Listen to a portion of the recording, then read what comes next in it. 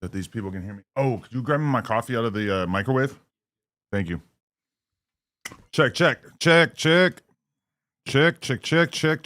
How is everybody doing out there? Let's just make sure that we are locked and loaded and that everybody is able to access this good content just like all you guys can.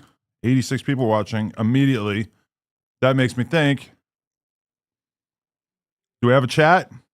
We have something resembling a chat. Is it still updating? Okay, we do have a chat over here, but is it... No? Okay, we do. We have a chat. We have a chat. Shout out to everybody who's in here in the chat. Oh, did we have my headphone situation sorted as well? That's the only last thing. And we might need the extender thing to make it longer. How's everybody doing out there? Oh, yeah. What's popping, people?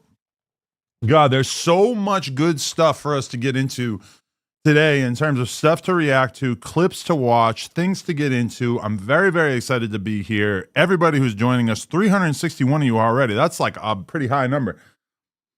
I mean, just to give you guys some personal ramblings before we really start this thing off, I was considering, like, okay, here's the logic, is that a lot of times I won't have something to do in the afternoon, so it's like, oh, let's go on the news. Anybody who actually watches the news knows that this is not something that I've done in quite some time, but at least in theory, it makes sense, right? But here's the thing. The news is already going to exist either way, right? Now, me going on to the news could, I guess, in theory, make the news a little bit better. That's always possible. Sure, maybe my presence tunes the news up a little bit. Maybe it gets 20% better as a result of me being there. But here's the thing. I also think I'm one of the few people in this building, realistically, who can hold down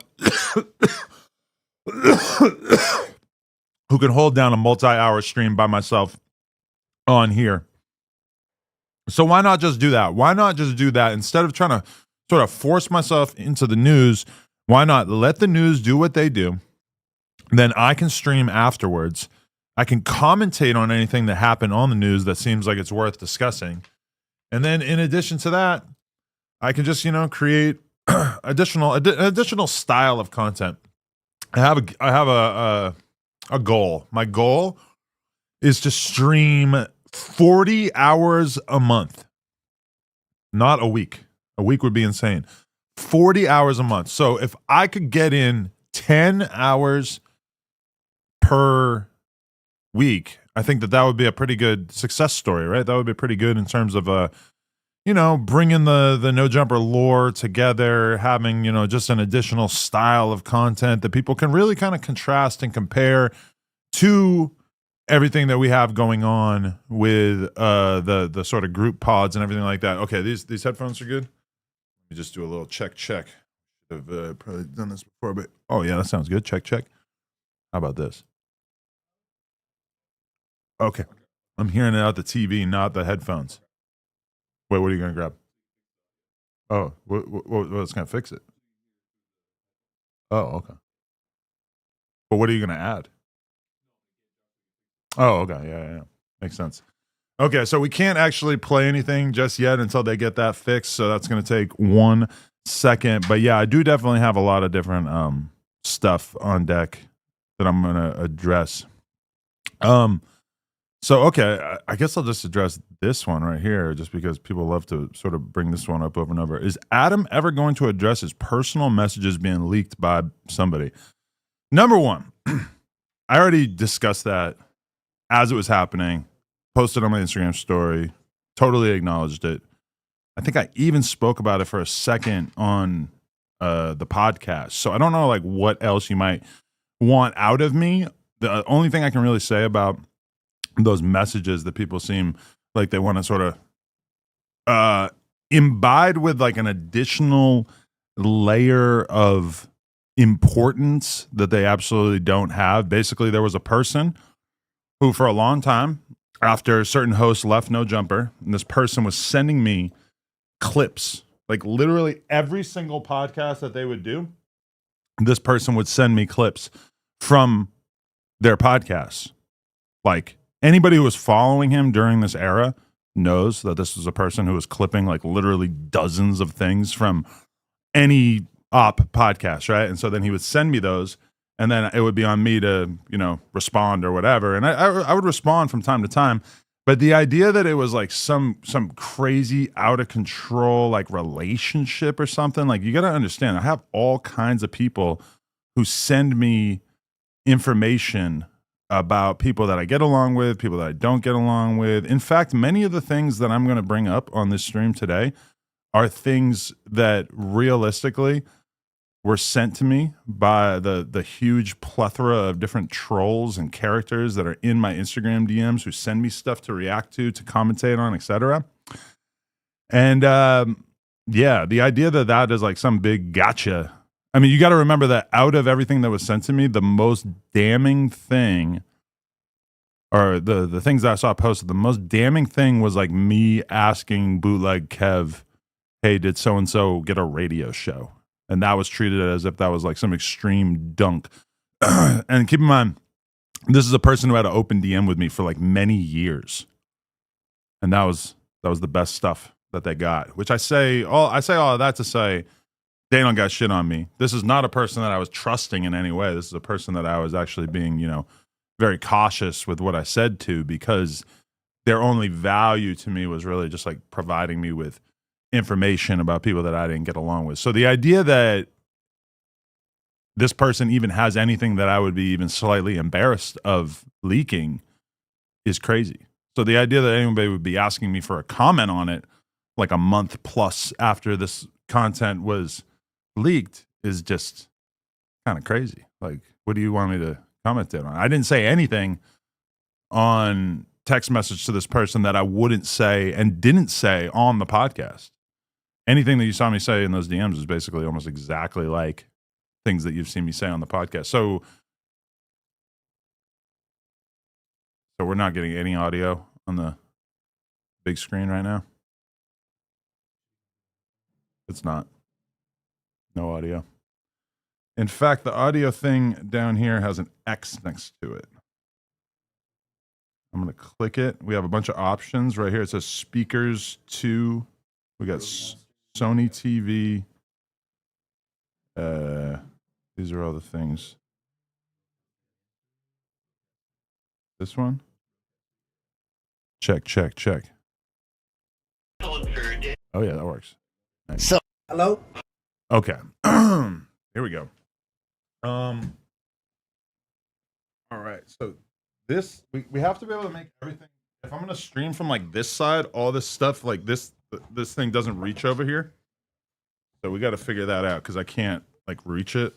So, I mean, I can kind of move everything, but my keyboard and everything, it would be nice to have those like in front instead of like all the way over here. Sorry to everybody watching this. I know it's a little bit inside baseball about where the stream thing goes and whatnot. Sorry. I feel like fucking Lena the Plug right now. I got guys crawling all over my desk just trying to get to me, trying to rub me down. Sorry. Stop copying Flacco. You are weak, Adam22. What is the part of, and I realize this is very lowbrow content that I'm responding to random chat messages that don't make any sense, but in what way am I copying Flacco? I mean, you can find videos of me from 2016, 2017 sitting by myself talking to the camera. In addition to that, you could find myself making, 10, 15-minute videos of myself reacting to things on camera back then, way before Flacco was doing the same thing. And what I'm doing right now is just me streaming, which realistically is not in any way similar to what Flacco does, since Flacco's kind of got his own thing going on, which does not involve live streaming. But okay, I think, all right, I've got a list of topics. That's pretty good. I want to open that. We got to open that in its own window, right? I don't want to, I guess I'll just keep that open. All right, there we go. They're saying that this dude showed messages where I said I wanted to copy Flacco. So this is what you guys need to understand, is that me, Flacco, Traplor Ross, and even beyond that, like we're all in very immediate conversation on a day-to-day basis. So I know for a fact that Flacco and Trapelo Ross are basically like sharing information with each other on a day-to-day basis. And oftentimes I also am looped in on that, in the sense that, you know, I just have a lot of people helping me out with. So is this is disconnected now? Oh, okay. Oh, I guess I can change the scenes by hand here. Okay. So basically, like, we are in kind of constant communication, me and Flacco and Ross and stuff, and as well as like other YouTubers too. We have a group chat with Hello Yassine and What's the Dirt, and, you know, just like a whole bunch of different people.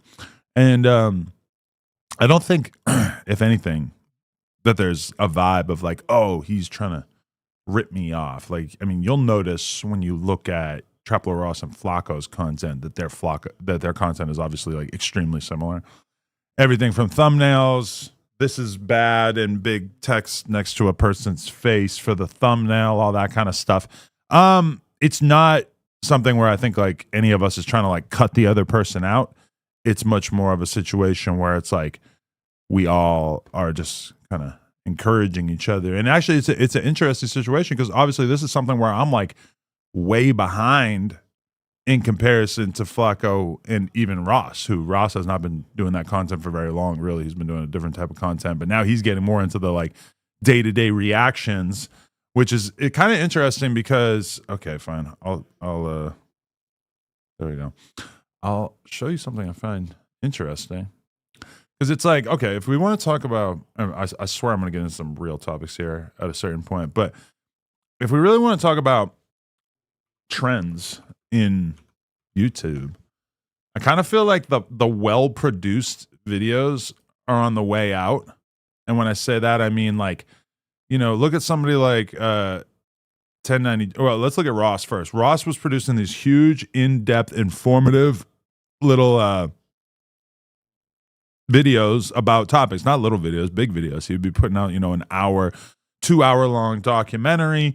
And this was Ross's content that you and I and everybody else really became accustomed to early on. Now, Ross is realizing that that kind of content is really not thriving in the algorithm in the way that it used to. And now the rap fans seem like they want the sort of incremental updates throughout the week, right? So instead of, you know, like Ross had like objectively a pretty decent failure with his in-depth video about David, D4VD, that guy. I think that video might have done like 200K. And it's like, I know how much Ross's videos cost to produce. And in addition to that, how many people he has working for him.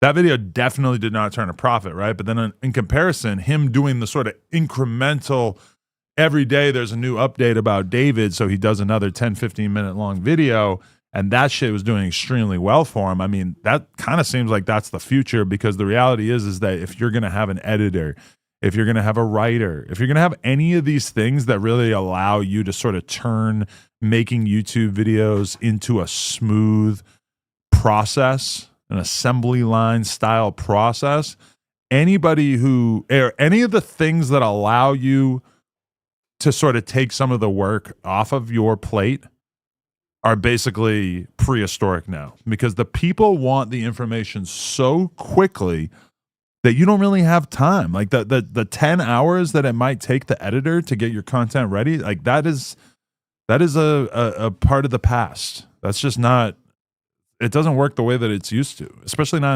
in hip hop, because realistically, a lot of these things that, you know, 1090 Jake or Trapelo Ross might make a video about, they're competing with the Twitter algorithm or the Instagram algorithm where people are finding information. So if you want to get them to sit down and watch a 10, 15-minute long video, it better be of the moment.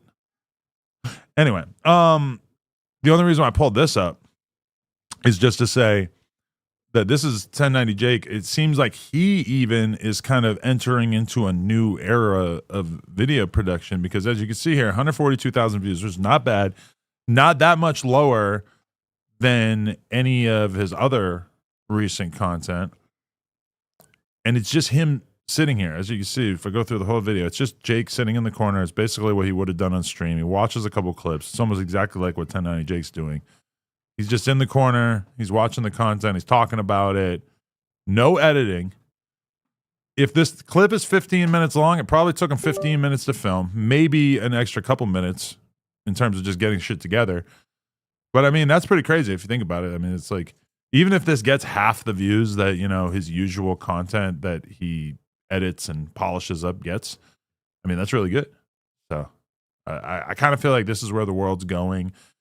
And anybody who has the kind of audience where they tune into your channel at the same time every day, I'm talking about like the Philip DeFrancos, I'm talking about, you know, all of the different people out there who basically like make polished, slick content.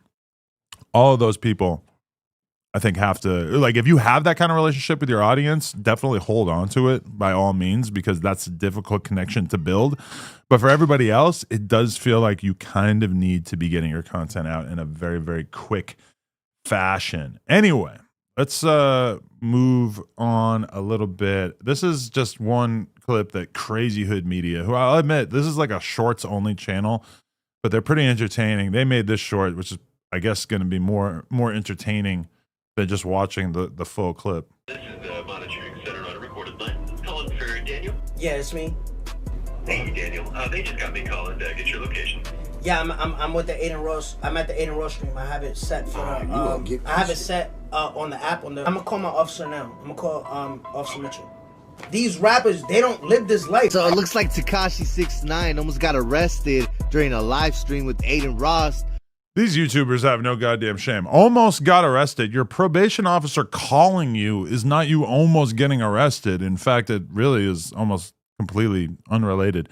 I will say, just because I was out there with 6ix9ine, people probably are curious about how all that went down. Let me break down my Florida trip while we're at it. And as far as this clip, I guess I can loop it in by just saying that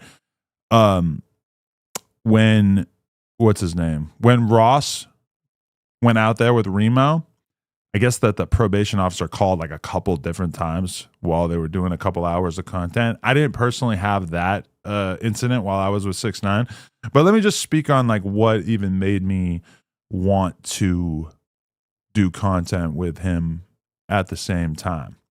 So basically, I got reached out to by a guy named Mafi. Shout out to Mafi. You probably heard Vlad TV bring up Mafi a million different times.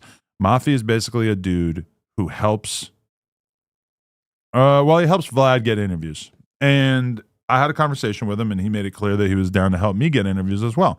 Now, I do believe that that he probably has a little bit more loyalty towards Vlad. They've been doing business for many, many years. But he basically told me, like, hey, I got 6ix9ine down to do the interview, which I really had not even thought about. I want to be honest. Even when Vlad was interviewing him, it wasn't like I was thinking like, oh, I could get my own interview with 6ix9ine. No, that didn't really occur to me. Also, I just remembered I want to keep a note. I'm going to search for a note, and I'm going to open a notepad app. And then in the notepad app, I'm going to write 6.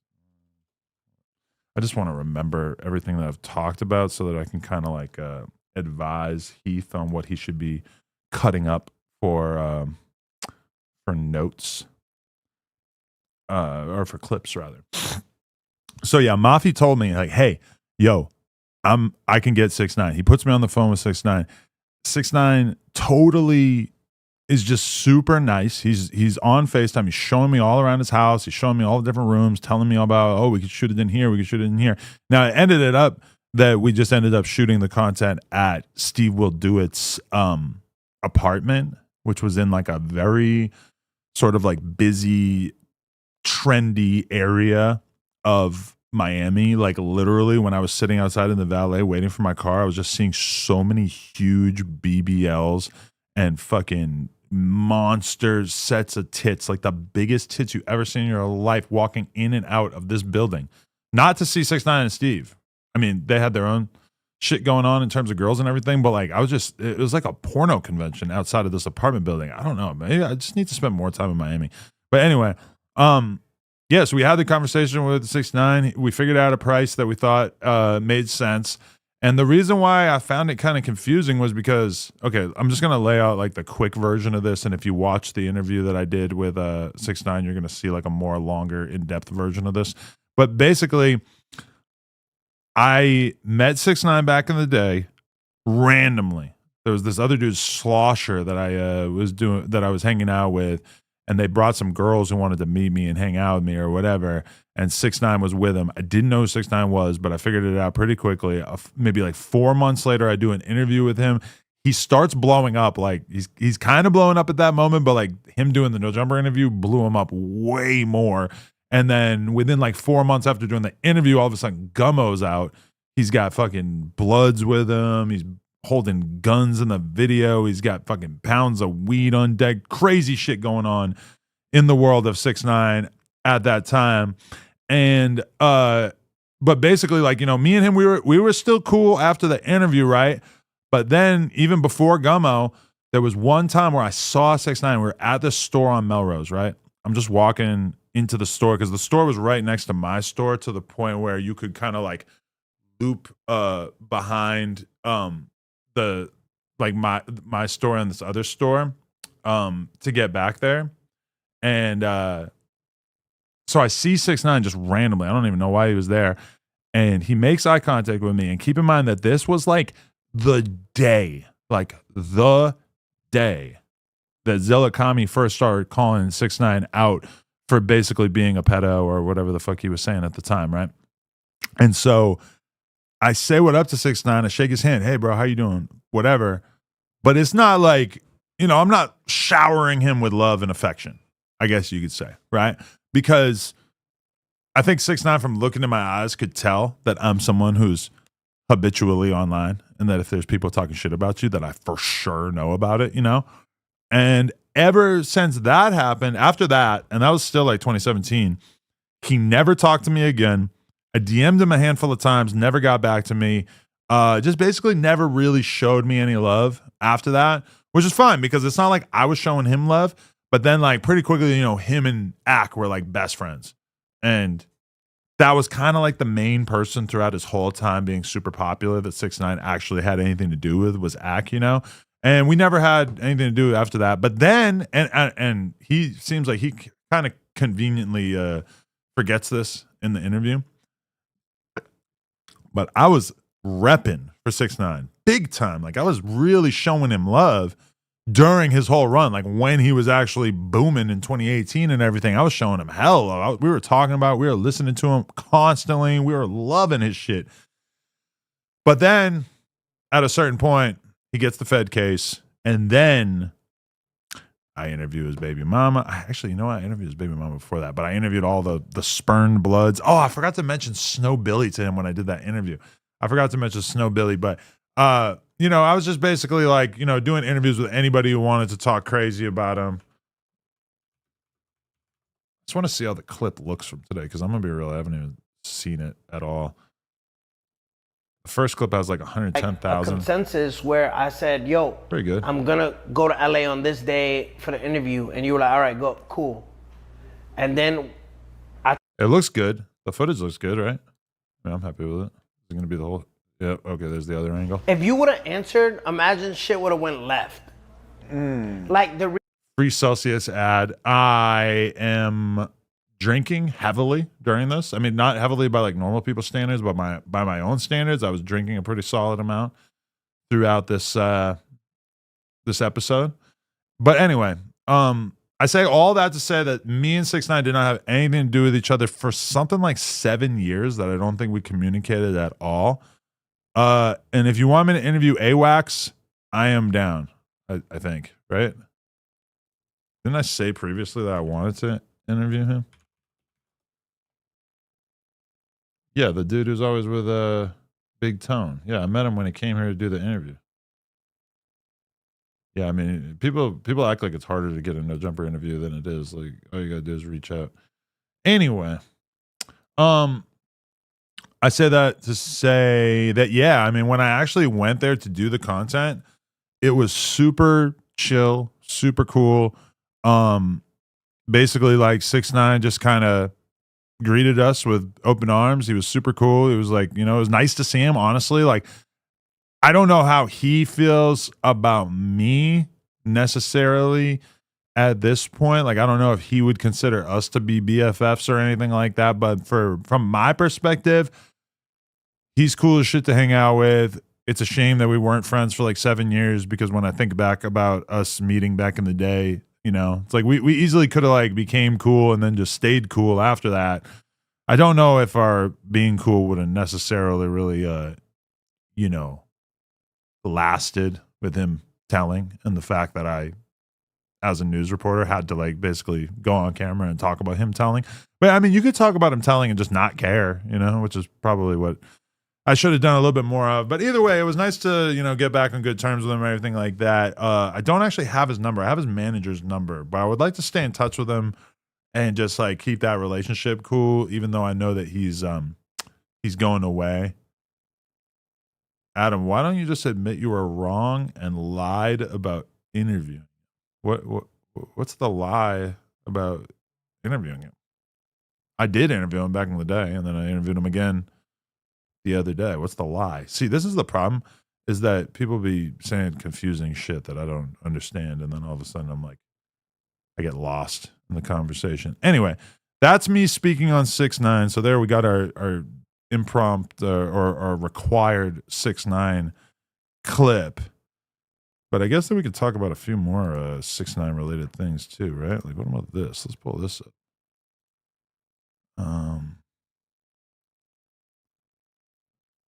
Okay. Here.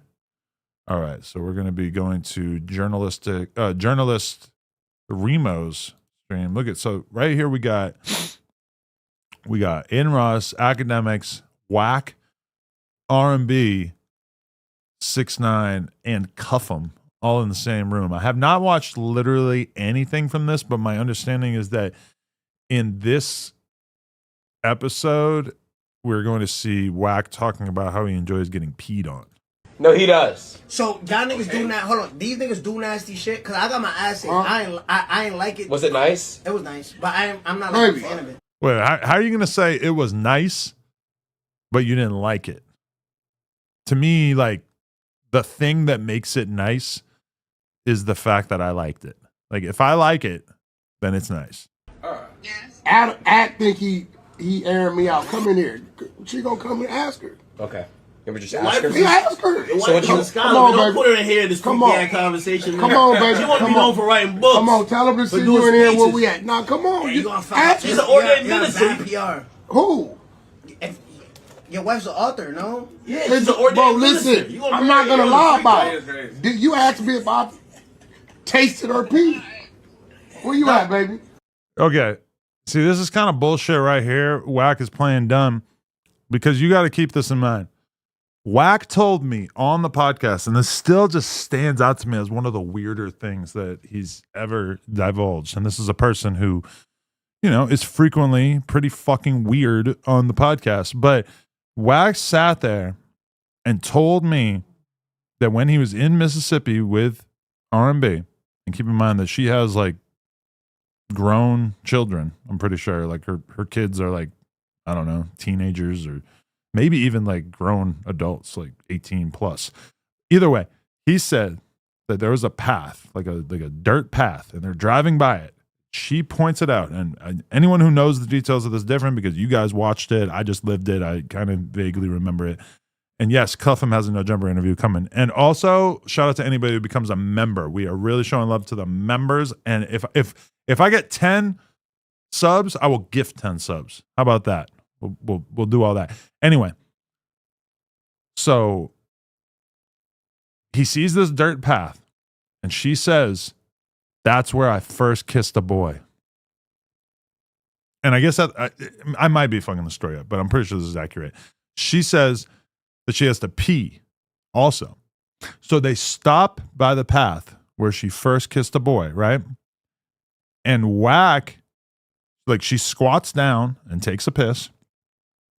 And then when she stands up, Wack jams his face into her private parts and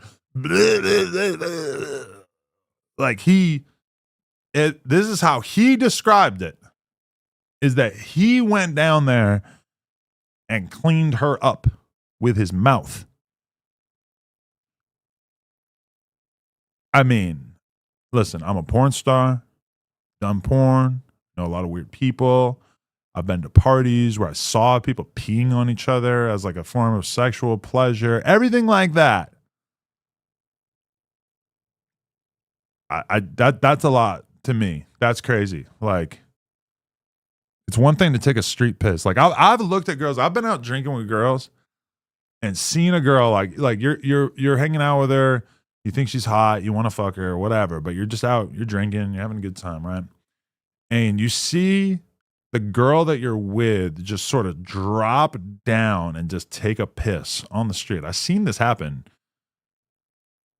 You know, there's been a handful of times in my life where a girl that you actually were feeling just shows that she's the type to drop down and take a street piss. Never in a million years did I think like, oh, you know what? I'm going to drop down and clean it up.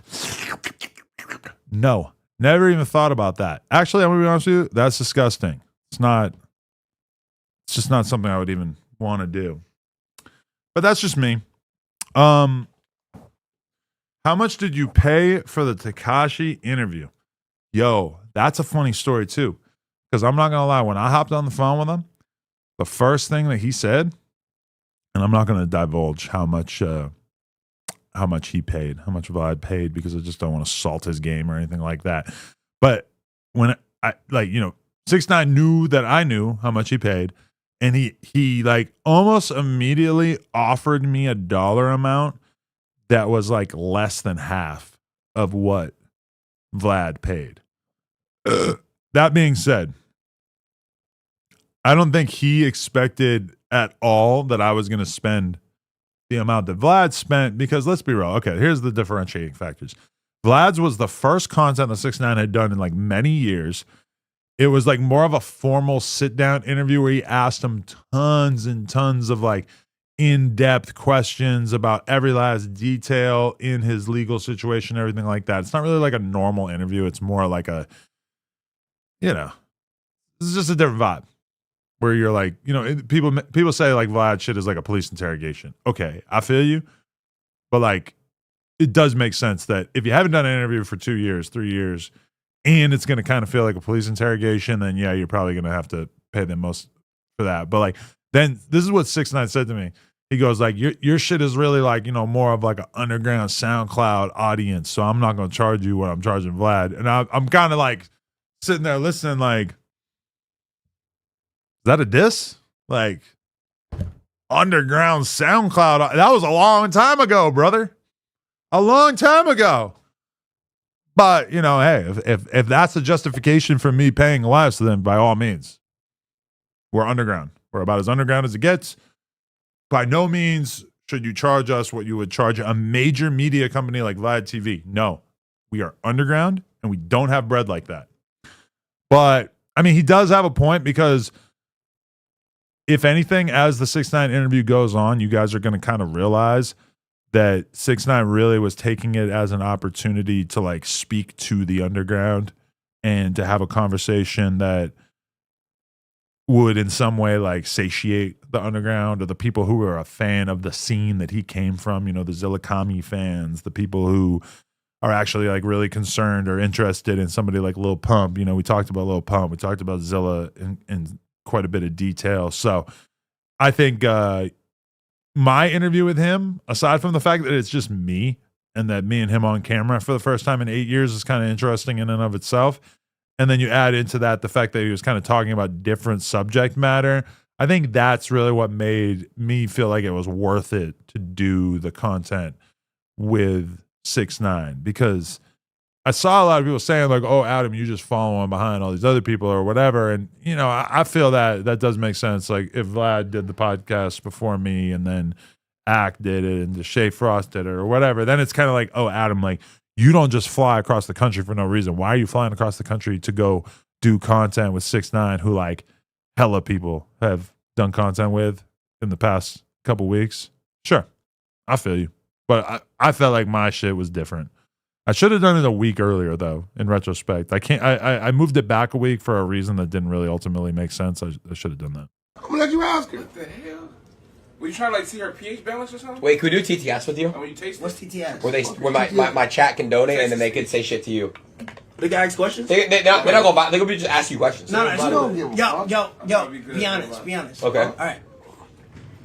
When Young Thug was reading the chat, right, and he didn't know that they said Thug or Rap, right?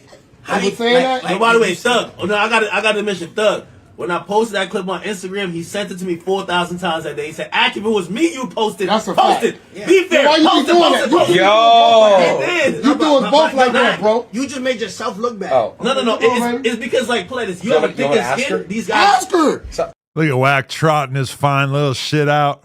You're like, yeah, let me check out my little shit right here. He like, that's what's fucked up is he knows that Adin, Ack, 6ix9ine, the BBL fiend. Where is it? The BBL fiend, etc. That they love a woman with the style of body that R&B has. And I understand. Because I also, you feel me? Anyway, actually, you know what's crazy is because right now is actually the only time you're ever going to see me streaming at an hour like this on a Thursday because of the fact that Wack is not here. He's actually still in Miami, and that's why we're not doing the Adin and Wack show together. Which really, if you think about it, the 22-ster, like, should I just be live all the time? Like, should I just, like, get rid of every podcast and just sit here live by myself? I mean, it's probably not the best idea, but it's at least an idea. Somebody said the Big Sad is live on YouTube, which is he?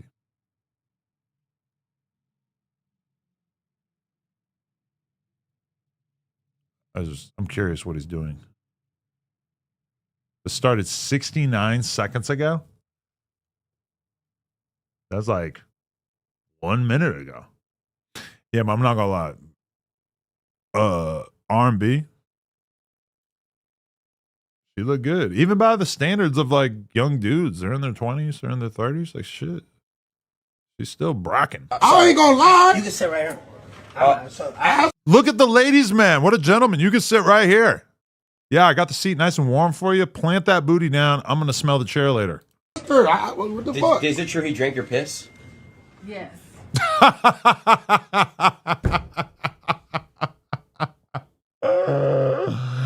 Is it true he drank your piss? Okay. No, here's the real deal, though. I am committed to continuing to do the podcast. I just really want to start doing this as well, more consistently. Here's part of the problem, though. You know what time I would prefer to always get on stream? Honestly, I would prefer to get on stream at like 9 a.m. Wake up at 7, work out, shower, drive to the office, get on stream. 9 a.m., 10 a.m. The problem is that the fucking, well, I work out every morning, so that pushes that back a little bit. But then also, wait, they're saying the 6ix9ine or the Big Sad is threatening to catch a body on stream. I would love to see that before he, I don't think this is live anymore. No, it says he started streaming 2 minutes ago, but I don't know why I can't get it to play.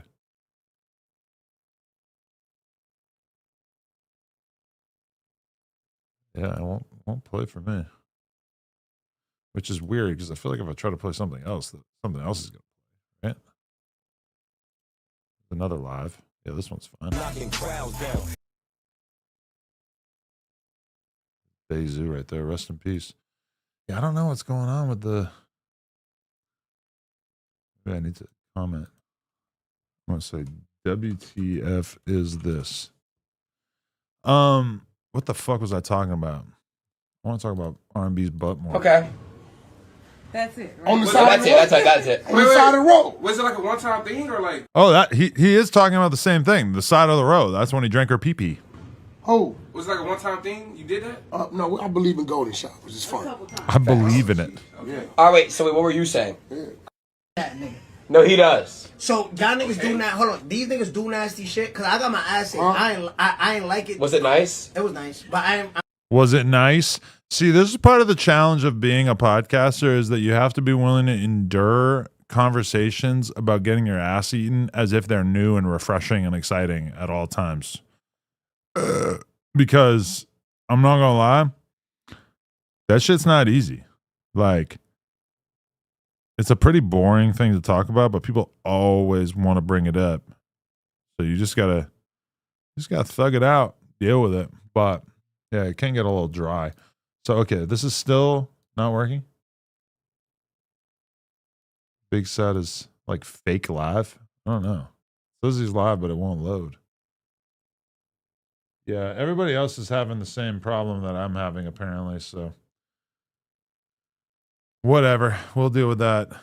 Well, I guess we'll deal with it once it starts popping up. So I want to give this a shot. And I know that watching King Pill content is pretty bad, but I'm not gonna lie. Like, King Pill sent me.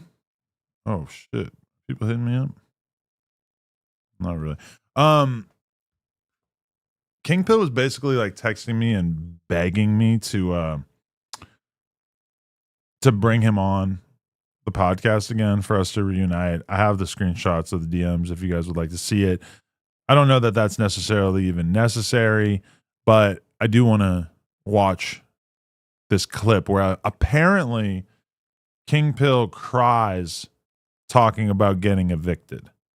Now, I don't want to gang up on anybody, beat up on anybody, make anybody feel bad about being a J-Cat who can't pay their own rent and you're basically homeless and you're a bum and you're ugly. But I will do so if I have to. And, you know, King Pill, like getting evicted, like I know you guys don't like, or some of you don't like, when I like sort of pick on people who are not doing so good in life, you know, and make fun of them when they're down bad. But I mean, I'm not gonna lie, like I feel like King Pill's deserving of that. He deserves to be watched and mocked. So we're gonna try to find the good part. I'm paying him through the Airbnb app at first. He talking nigga into start paying him under the table. Like, yo, cash at me. I could do $4,000 a month. He had me go to another crib he got. So I'm inside that crib. Man, randomly, nigga, I get in that motherfucker. I'm in that motherfucker one day. Literally 24 hours. The white man Airbnb owner nigga hit me up. Hey, I could do 5,000 for that spot a month. Nigga went up a whole 1,000. I'm like, damn. Like, nigga, you just said, nigga, the other day, like, nigga, it's 4,000. Like, oh, prices change every day. That was the first red flag. Like, oh yeah, something ain't right about this nigga, you feel me? Long story short, he like, man, we could go back to the other one. That's available for 5,000. Can I just say, wasn't this guy way cooler when he was still wearing the camo suit every day? Like, all his aura seems to have kind of vanished as a result of him wearing like normal clothes. I think he's getting fatter. Honestly, fat is not that bad for him. But yeah, he's just, the aura is going away the more that he doesn't wear the camo suit.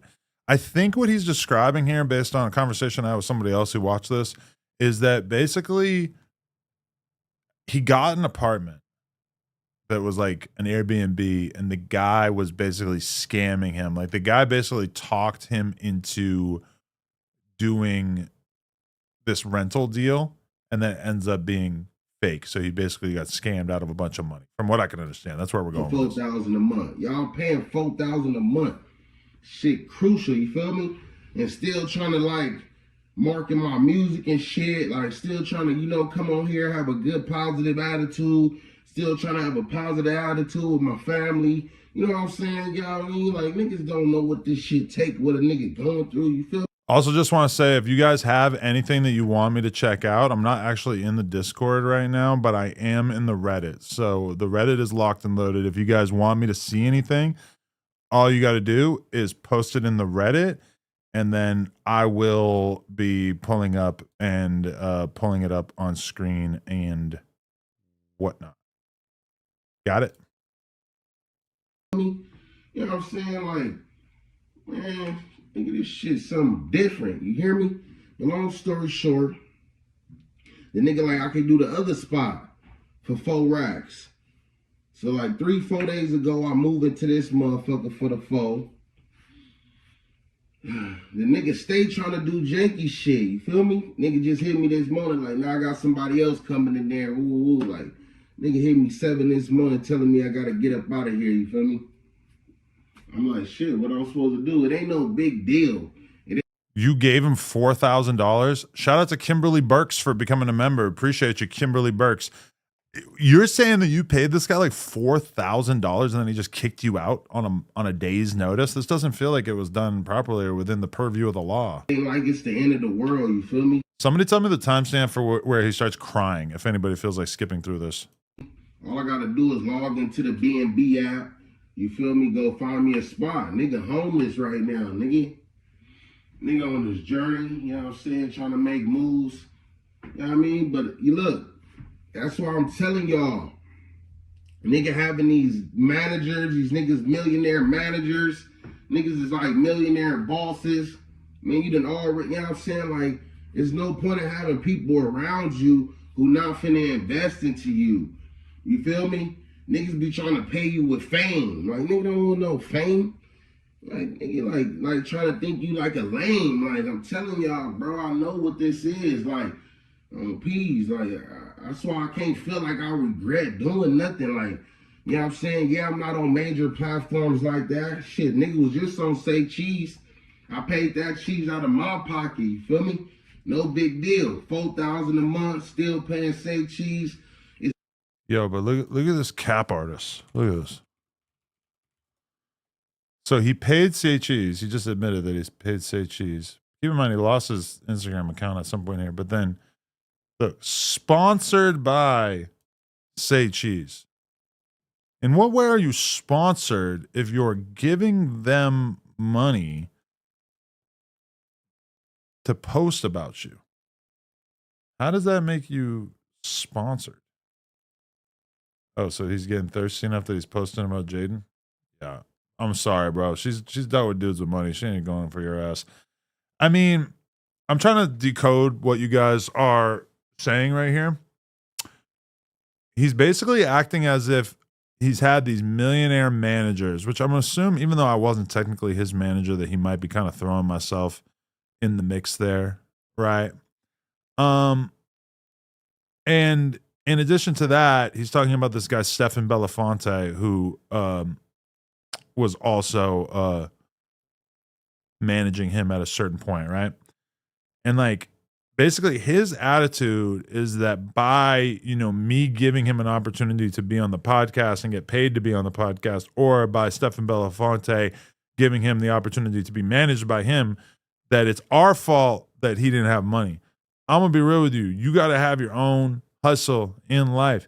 Somebody like me, you're blocking your blessings by me getting involved with you and then you not being able to sustain yourself and turning yourself into a liability or a pain in the ass for me. You understand? That's not something that I would want to deal with. That's not something that I ever would deal with, basically.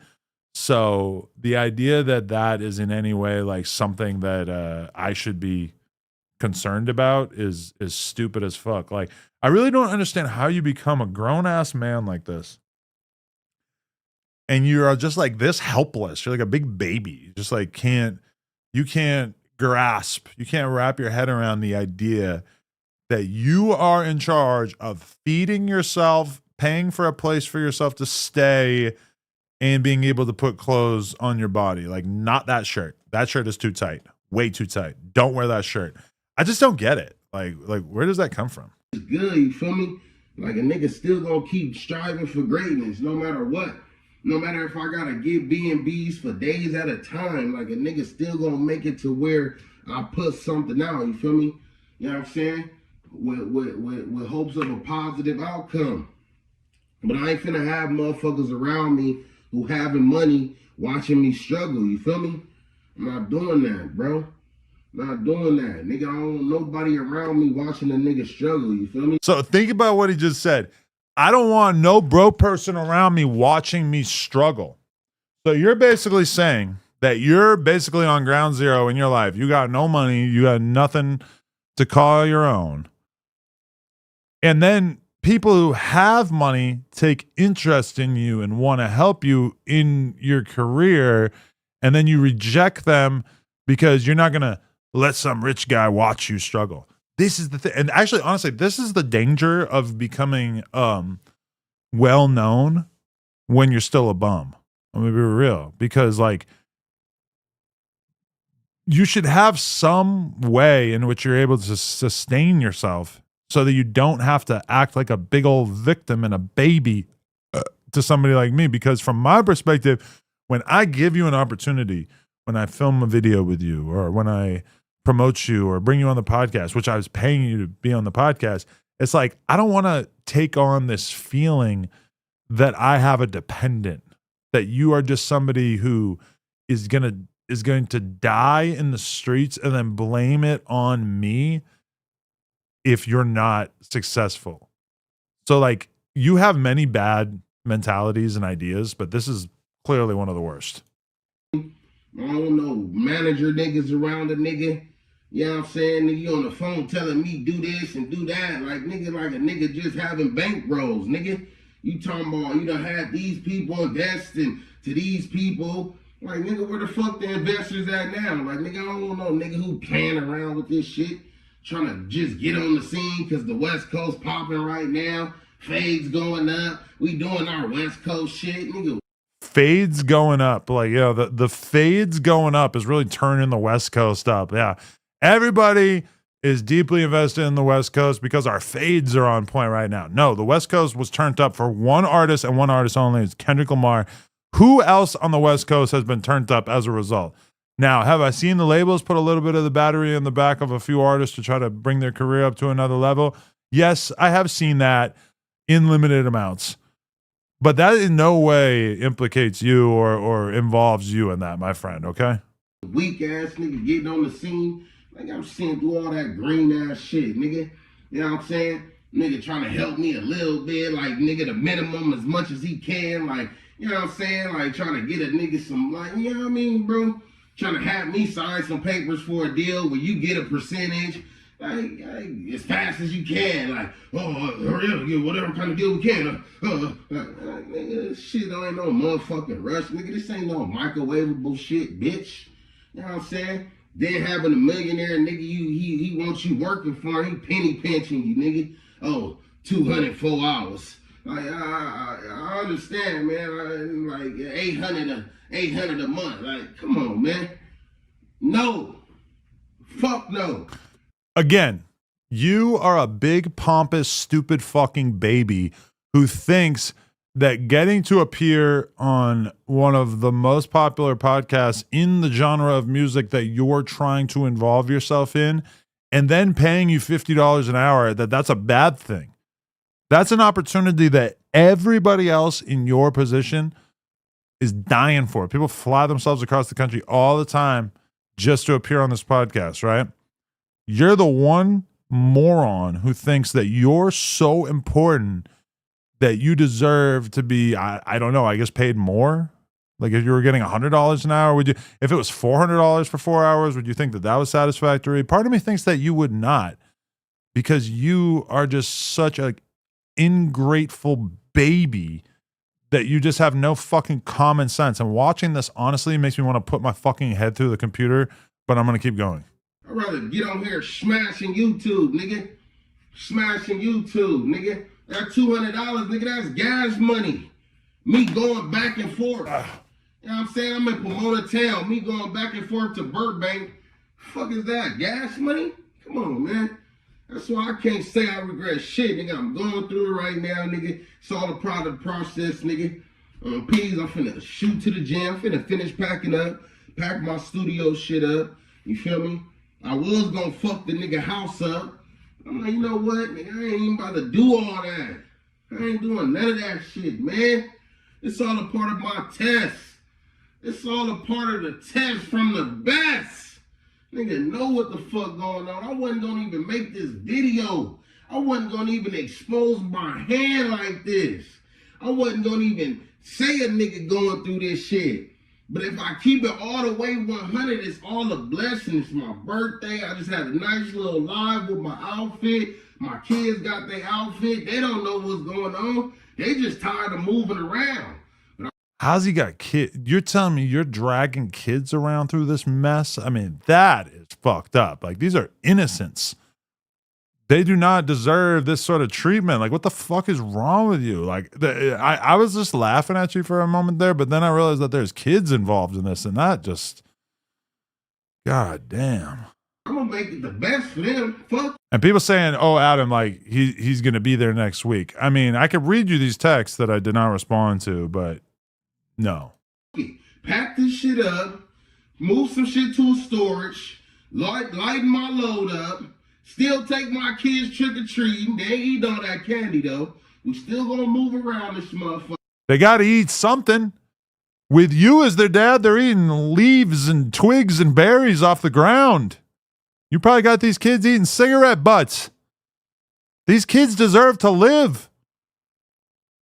This is not a life. Why do you have a gym membership? Now, granted, you need a gym membership. You need to lose weight, but I mean, even if it's like $50 or $100 a month, I mean, don't you think that's money that you could use for something else? The fuck? In our costumes, like ain't nothing wrong, my nigga. Ain't shit wrong, nigga. It's still a blessing. This a nigga right now, nigga. Yeah, nigga. Yeah, nigga. I know how I feel to be in the shoot, nigga. I know how I feel to be in the box, nigga. You come out, nigga, you only get to bust down in your little cage, nigga. You busting down with the essays. I bust down essays, bust down. Yeah, nigga, come on, man. Nigga, kill to get out of that. Nigga, kill to get out of that. Yeah, so it's nothing. I'm not about to stress. I ain't about to have peoples around me stressing. Fuck it. It is what it is. I'm not gonna lie, this content is pretty hilarious to react to just because this is such a sad little act, you know? Like, this kind of reminds me of when I was talking to Kevin McCall, which, yo, shout out to Kevin. I'm not saying that you're like this fool. But, listen, you're somebody who, in the last year, appeared on No Jumper, I mean, like 3 times or something, 4 times. I went to New York City with you. I witnessed you in the studio with all kinds of artists that were being introduced to. And did you hear this ingrateful bullshit that he said? He was like, oh, he trying to get me to sign a paper. Like, he trying to get me to sign a paper saying that he's going to get a percentage of the money if I sign to a label. Okay. Let me explain something to you. Your music career, I'm going to explain this in a way that I think you can understand. Your music career is like a pizza restaurant, okay? What I mean when I say that is that, let's say there's a pizza restaurant. They're opening up. And they tell me, hey, we want you to be part of our pizza restaurant. And I say, well, how much are you going to pay me?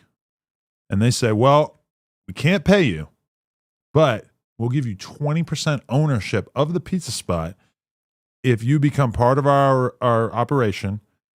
You consult for us, you promote us, etc. We'll give you 20%. And I say, you know what? I will do that because I think that your pizza place has potential. Do you know what that is called for me? That's called having skin in the game. It's also called having equity. But when I say skin in the game, what it means is that now I have a reason to really care about this pizza place, right?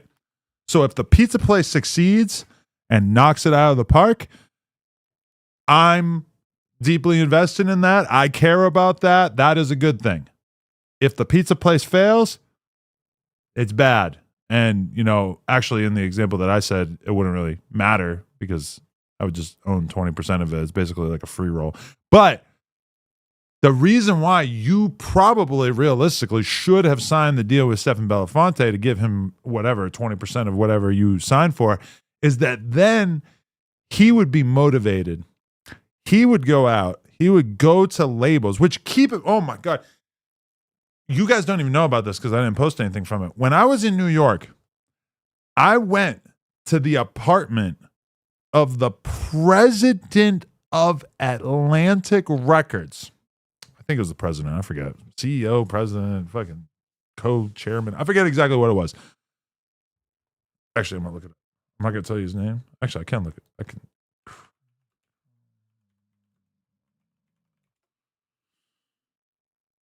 The CEO of Atlantic Records. This guy, Craig Kallman, whatever. He's a big deal. He's how old is he? He's old. He's 60. But he's super successful in the music business. I think this was my first time being around him, right? Craig Kallman. We went to his apartment in New York City. And now, hold up. When I say his apartment, I'm really selling it short because I'm talking like a high-rise luxury apartment building in the middle of Manhattan where he had the entire floor, multiple different rooms on the same floor that were all his. I'm just saying, you walk into this joint, beautiful, like the nicest spot you ever been to, right? This is a guy who realistically has probably made tens, hundreds, I don't know, millions of dollars off of the music game. Now, King Pill sat there and talked about himself a little bit. It was insanely awkward because I didn't know why the fuck we were there. But I say all that to say Stephen Belafonte pulled out those sort of moves to get King Pill in front of the CEO of Atlantic Records. If you know about my history of Atlantic Records, I mean, yeah, it's kind of interesting that I was even there. But all I'm saying is that once you decide, hey, I'm going to give 20, 30%, whatever it is, to this guy, now it's in his best interest to not only introduce you to all these people, to sell them on the dream and get you signed. You might not be broke right now if you had signed that paper, because maybe he gets you signed for $100,000. He takes 20 or 30%. Okay, cool. My brother, you just got $70,000. You just got $80,000. That's pretty good, right? Like, you don't seem like you're in the position where you should be saying no to $80,000. So that's what you do. You sign a deal with somebody. You let them invest in the pizza place that is your career. And now they have a reason to work hard and go hard and to try to actually make something out of you. You know, that's why a lot of these artists, they sign deals with labels and they think that they want like just distribution. They think that they want to give the label as little as possible. A lot of the people out here who are really successful are signed to garbage deals, but the labels are invested in them. The label has a reason to want to see this artist succeed because they are deeply invested in the artist. If the artist has a hit, they profit from it. So don't go villainizing people like Steven who tried to fucking help you. You know what I'm saying? It is what it is, nigga. Get down to the nitty gritty, nigga, on the street, nigga. When it's all said and done, nigga, I done seen the bottom of the bottom, nigga. It don't matter. I'm still climbing to the top. I'm just saying, though, I'm on peace, nigga. You can't really say that you're climbing to the top right now. If you look at the last year of your life, it's pretty much been actually, it was really like flat and then up and then down. And now it seems like it's going down worse. You are not climbing to the top. You are shriveling up into a ball. Adam's never been a rapper. He's the last person to know anything about deals. I mean, I've been present for a ton of different rappers getting signed to different deals. I've been around the people signing them to those deals. I've been around like a ton of the top rappers before they got popping. I mean, the idea that I wouldn't know anything about this topic is kind of insane, to be totally honest. A secure credit card that I sent to my business address. I'm really just waiting on a stable address to send my secure credit card and my business debit card to. Both of them motherfuckers got cash on them, another fucker ain't used. You know what I'm saying? On Phillies, nigga. So it is what it is. Start fucking with that. Build that up. My credit already boo on Phillies, nigga. Been have the Navy Federal for a minute. Doing all kind of secure loans, OPs. My shit is good. I got a bull internal score, I'm thinking. So once they see a nigga fucking with that shit, right? Doing my shits. Yeah, nigga, then apply for my business credit. Shit gonna work out. On peas, my nigga. On peas, bro. It is what it is, nigga. We all gotta go through trials and tribulations. I'm going through mine right now. Damn, blood. Shit get to a nigga, you know. As a man, nigga, as a nigga who done really been up, balling like a motherfucker before. A nigga think about that shit. And sometimes it make a nigga feel like he wanna take a risk of the shit he used to do. You know what I'm saying? But while he trying to be... You talking about painting your nails pink? Going to Atlanta, getting a little zesty. You know, I feel so bad for a person who's down to the last, you know? Like, I want to help that kind of person. But you are not the kind of person that I would ever feel sympathy for, because you're somebody who has had person after person after person present them with different opportunities and try to help them. And over and over and over, you actually like spit in the face of the people. Like you are actually the biggest dickhead in the history of this podcast, as much as there's many other dickheads that I don't care for. You are somebody who realistically tried to physically assault me because I told you that it was going to take a couple hours for the money to show up in your Cash App. You like actually kind of like stalked me and followed me around the office for a minute or two there, because I told you it was going to take a couple hours for the money to show up in your Cash App. That's the level of douchebag that you are. And I'm going to be real, that ain't regular. That's some extra shit. So you're going to have to do a lot more if you want me to feel bad for you. Somebody new, you feel me? But it is what it is, man. I got to continue doing what I do, man. Strive for greatness. No complaining. Staying thankful, man. Shit, just try to keep a level head. I'm gonna go fuck with the gym. Feel me? Jog around, take a swim, try to ease my mind as much as possible, and come up with a game plan, you feel me? To keep moving forward strong.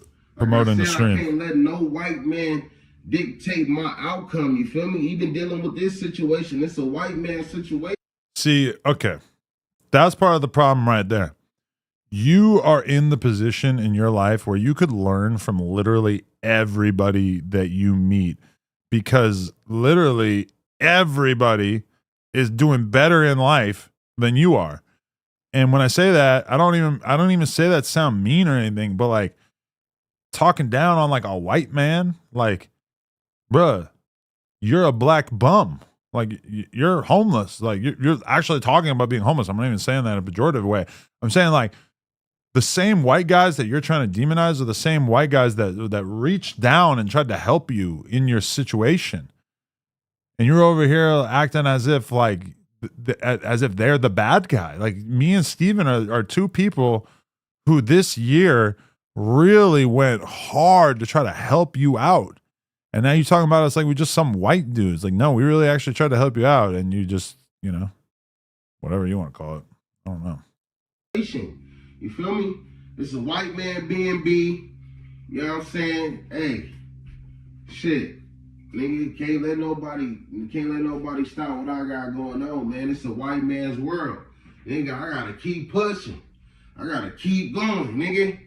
Yeah, nigga. That's what everybody expects you to do. They expect you to fall off. The white man always expects you to fall off. You know what I'm saying? I was having problems with the manager, nigga, before I stopped answering the calls.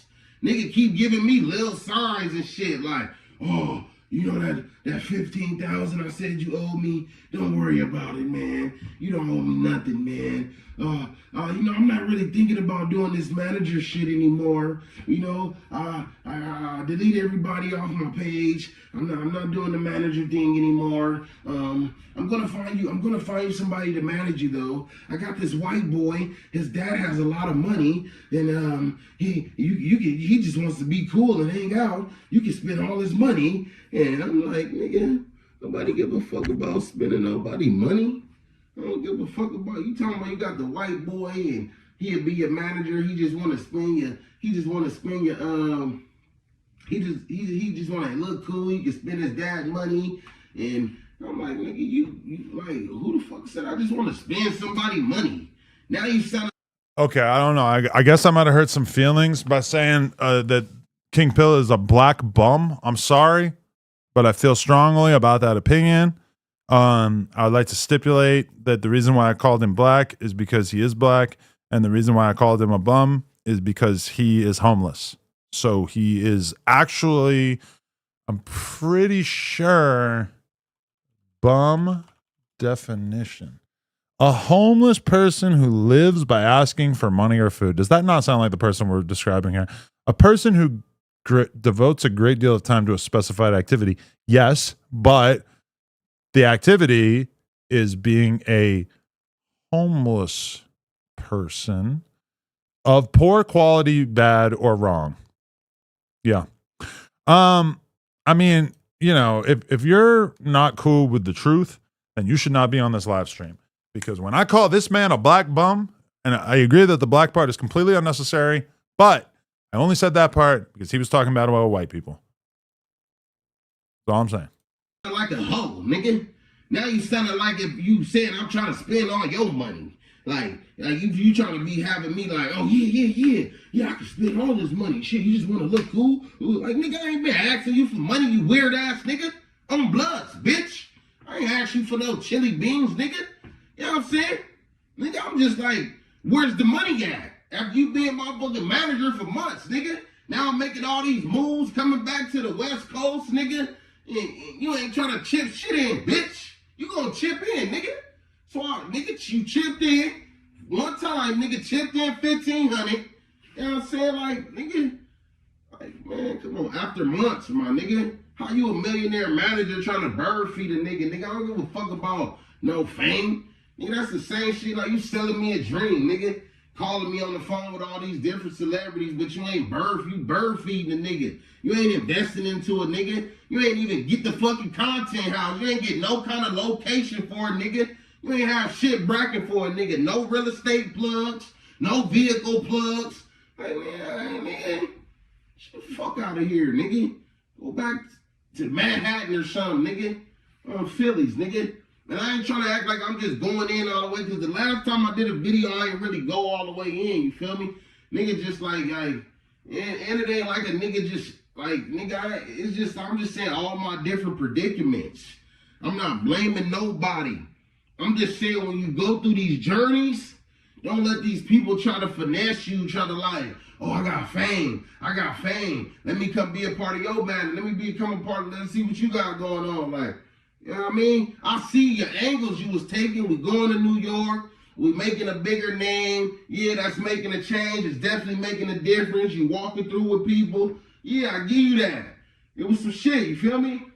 But he's just like literally describing a manager doing a pretty good job as a manager. He's like, you're bringing me to New York.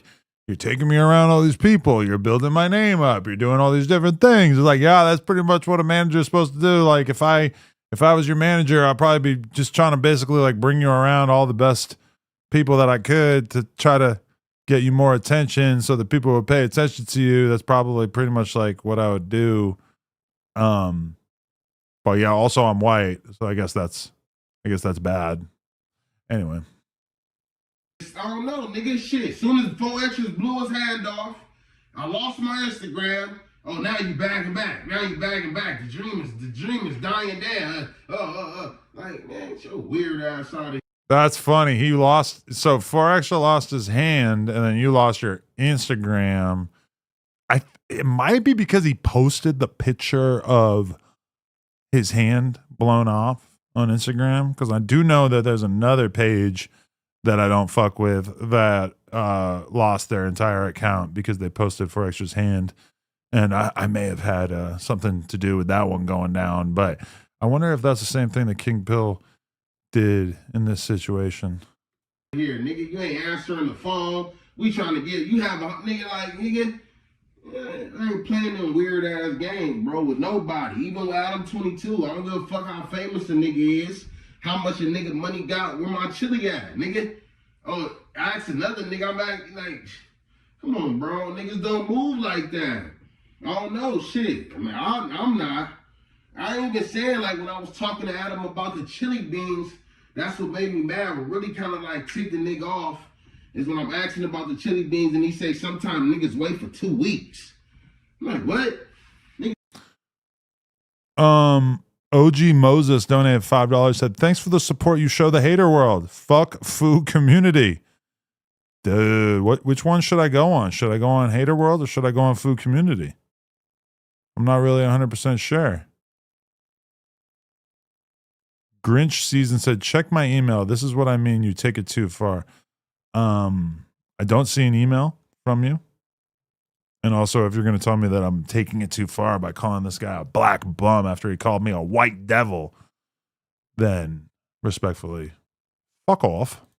He's waiting for 2 weeks. Nigga, who you talking to, nigga? Fuck you talking about? So this is a straw man argument. He's basically saying that I told him he had to wait 2 weeks to get paid because I did say that at first. I said, yeah, usually like people get paid for a couple of different appearances. They'll get paid at the end of the 2 week period or whatever. He's like, no, I got to get home right now. I'm like, okay, well, I'll hit Josh up and make sure he sends it within an hour or two. That's the moment where he started trying to stalk me and fight me. It was when I told him, like, yeah, give it a couple minutes here and then, you know, give it an hour. I think I said, give it an hour and maybe 2 hours because Josh wasn't picking up his phone right then. Turns out Josh picked up his phone within 2 minutes, within 1 minute, and basically got the dude paid. So he was like walking around the office trying to fight me, getting dragged out of there by his friends while the money was like actually already in his Cash App. 2 weeks, nigga. Nigga, you finna play with me, nigga. I done came on this motherfucker doing numbers, nigga. You know what I'm saying? You done had a nigga on this motherfucker. Everybody scared of this nigga, blood. Nigga, what? Nigga, I got him up out of here, nigga. He ain't even on here no more, nigga. Fuck is you talking about, nigga? He ain't even came back to your show, nigga. I'm on the show now. Fuck you talking about $200 in 2 weeks, nigga? I'll go viral on you, bitch. You know what we did, nigga? Viral. It is what it is. It is what it is, nigga. Like I said, at the end of the day, all that shit you niggas did for me was a boost, nigga. Yeah. Y'all want me to just fall out and don't do nothing. Oh, haven't heard from him in a while. He's desperate for the. He does anything for the limelight. Wait. So we're crazy for calling you desperate. You just kicked your kids out of a Motel 6 because that's what this is, from what I could tell. I've been in a lot of shitty hotel rooms in my life. You got 2 beds side by side. You got a little wooden desk here with the laptop out. You got to sell that. You got to sell that. Get some baby formula. And then you kick the kids out. Somehow this video is age restricted. I don't really know why, to be totally real. You got 16K views, so maybe you made $50, maybe $100. And so you're saying that we're wrong in any way for calling you desperate. Look at what you're doing with your time. You black bum.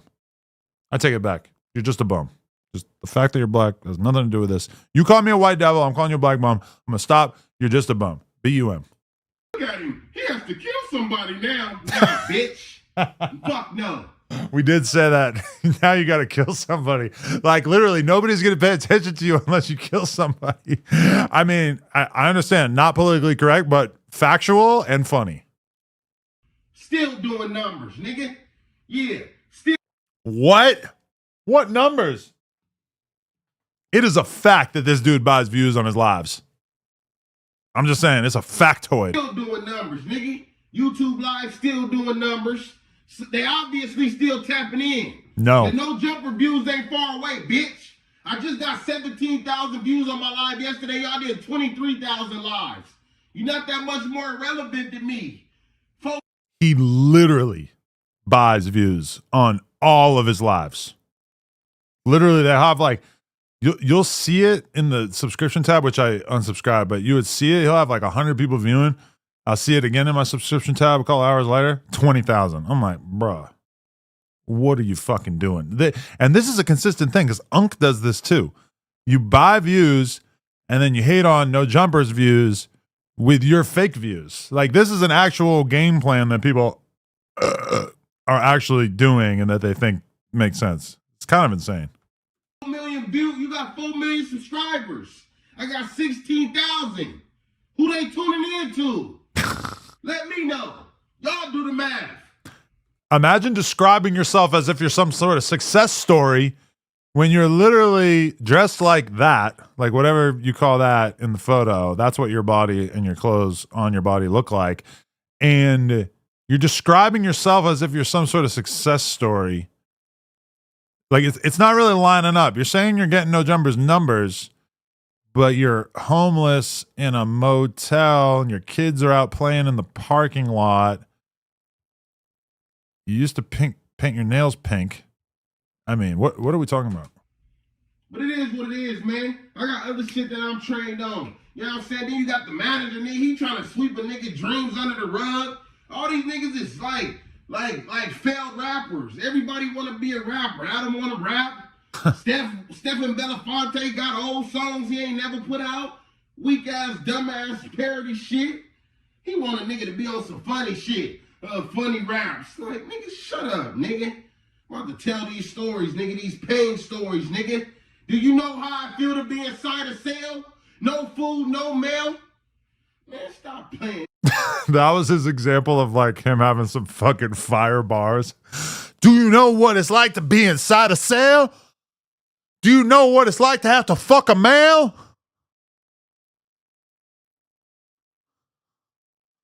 That's my King Pill impersonation. I wish I was like 200 pounds fatter so I could actually do a good solid impersonation of this guy. Do you know what it's like to have to ring a bell? That's him. These niggas don't know what time it is, though. Yeah. Nigga. I didn't think I was going to watch this whole thing, but I'm not going to lie. This is funny as fuck. If you want me to exit this content, let me know, but this is funny as fuck. Got all kind of different motherfuckers hitting me up, man.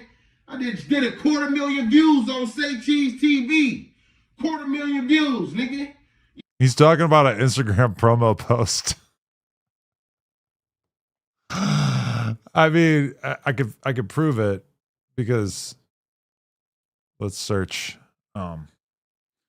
King Pill Say Cheese. Yeah.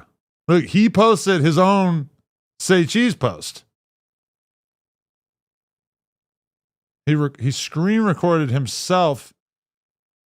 Not even a video, just an image of the fact that he was on Say Cheese. Wow. This is one down bad bum. Yeah, big rap side throwing events all in LA. Nigga, I'd rather do 250,000 on Say Cheese instead of... Whoa. So he's saying Big Sad's doing events in LA. Number one, you're talking about Santa Ana, not LA. But you're saying you'd rather do 250,000 views off a paid post on Say Cheese than, like, realistically, even if you're a Big Sad hater, what did Big Sad do? He threw an event in Santa Ana with 4 Extra and probably some other rappers. He sold hard tickets, and they sold enough to fill the building. He made money, like actual cash money, at least $5,000. There's no way he made less than $5,000 profit. That's my guess. Maybe 10, maybe 15. I don't know. It's kind of a big room. Well, I assume they were in the big room. You're saying you would rather spend money to buy a post on Say Cheese than to throw a concert in which the performer made thousands of dollars. Wow. That is so interesting.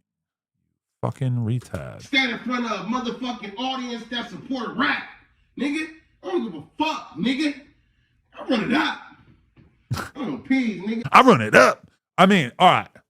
Objectively, did Big Sad rat? I mean, I don't know. I don't involve myself in these things. Did he do something that the streets view as not great? Sure. Okay, I understand that.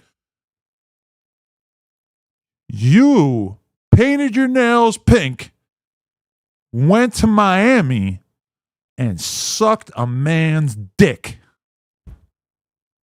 Just a rumor. Just word on the streets. But I'm saying you can't hate on a man for talking a little bit too much to the cops when you were talking into the end of a penis. You were blowing into that shit. You almost gave that guy a air bubble in his bloodstream. You was blowing into a cock, King Pill. Rules, nigga. I'd rather do $250,000 on the internet, nigga, instead of stand on the stage with an audience that support a nigga who was sitting in the interrogation room, nigga. That's right. I would rather pay money for a post on a page than sell out an audience, a venue of 1,000 people who all paid to see me. Fuck that shit. I don't want to do that. I want to pay hundreds of dollars to be posted on a meme page. Not a meme page, but a rap media page. Fuck is you talking about, bitch? Nigga, I don't want to talk to none of y'all, nigga. Fuck all y'all in the front row too, nigga. On Bloods, nigga. Yeah, you in here, nigga? You seen that bitch ass nigga in that fucking interrogation room, nigga? It's a nigga that's doing jail time behind that, nigga. And y'all in here, nigga, trying to dance and pop and shake y'all ass to this shit. Fuck out of here, nigga.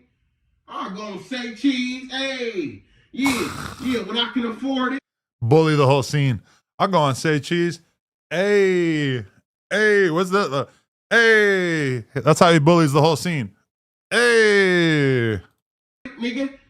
He said when I go on say cheese when I can afford it. I'm gonna say cheese, hey. Yeah, when I can afford it, nigga. Jump. Yo, I love a bum, but I really love a funny bum. On that motherfucker, yeah, AI video and all that, nigga, edited by me, nigga, King P, nigga, yeah, nigga. Yeah, AI video and all that. I come bully the whole scene. How the fuck has this bum not been on Back on Fig yet? Honestly, he is just so their speed. When is he gonna cry? Can somebody scrub through this and tell me when he gonna cry? Yeah, same plan as Money Man, nigga. Yeah. The only thing about me, nigga, when I do my AI videos, I be feeling bad. Like, damn, I can't be around my homies and shit. But shit, I can't afford it, nigga. On Bloods. Keep it real. Nigga, I got a wheeze on it. Nigga, all kind of shit going on, nigga. I can't even be outside, nigga. Nigga, y'all lucky a nigga can't be outside, nigga. Man, imagine a nigga like me able to just go up to no jumper daytime. I don't give a fuck if the police pull up, nigga. We out here, nigga. 100 deep, nigga. Fuck you talking about, nigga? Yeah. Watch when I get my situation handled, nigga. And I go knock this little ass time out, come back, nigga. Yeah, the motherfucking, yeah, what? Ha! Y'all wanna, man. Yo, he's actually going through a crisis. Yo, this keeps getting funnier and funnier. I did not think that we were going to actually be able to watch this whole thing, but this is fucking hilarious. So he's saying, you don't know, I'll be outside with the homies, but I can't afford it. So they're making you pay to stand out on the block? Because I feel like that's like what a lot of your homies are doing, is just kind of standing out on the corner and shit. But damn, he's saying he got to go do some little time. But after he do the time, he gonna start pulling up to no jumper, trying to intimidate some people. Guess what? We gonna call the cops on your ass, and you gonna go back in and be somebody's boyfriend again. You gonna be getting fucked on. Dead homies. Clip that. Clip that. Clip that. Good, nigga. It's all good, nigga. I made a name, nigga. I know how I feel to walk through the airport taking pictures with the fans, nigga. Yeah, nigga. I know how I feel to get on the stage while everybody dance, nigga. Saying your shit, nigga. When was that? When did you ever perform live? When people were singing along? I love how people start getting mad and then they start using like examples of like things to flex on you that are like hella weak. Like, I know what it's like to walk through the airport and have to take pictures with fans. Like, whoa, that's so crazy. Can't even imagine what that would be like. I haven't taken 10 billion fucking fan photos throughout my life. Even the most basic ass fanboy ass person knows what that's like. Damn, they saying 49 minutes in is when he starts crying. Yeah, I know who the fuck I am, nigga. Do I believe him? I know who it is, nigga. In the Bible it said, first was the word, nigga. My word. King Pilotan. Yeah, fuck the middleman, nigga. I don't need no manager, lame ass nigga, cornball ass nigga. Fuck did you do to get up to the top, nigga? Huh? Nigga? Your ex-wife was bracking, nigga. She put the fucking work in, nigga. Fuck did you do, nigga? Fuck did you do, nigga? Shout out my boy Gusto in the chat. He said, big gas station gang. What should I ask Max B this weekend, Adam? I don't know. I had Max B on the phone years ago. What would I ask him in this day and age? I don't really know. What's it like to be the wave god? Yo, like 49 minutes is like 30 minutes from now, but I'm like, this just keeps getting better to the point where I kind of want to keep going. You don't know how I feel to become a star, nigga. You didn't become a star, nigga. Yeah, nigga, you got attached to a star, nigga. It's a difference, nigga. You leached off a star, bitch. Yeah, I'm turning up now, nigga. Yeah. It ain't like I'm just fell off. It ain't like I'm on here having a rant and I fell off. We still doing numbers. It's not like I just fell off, he says in a motel room.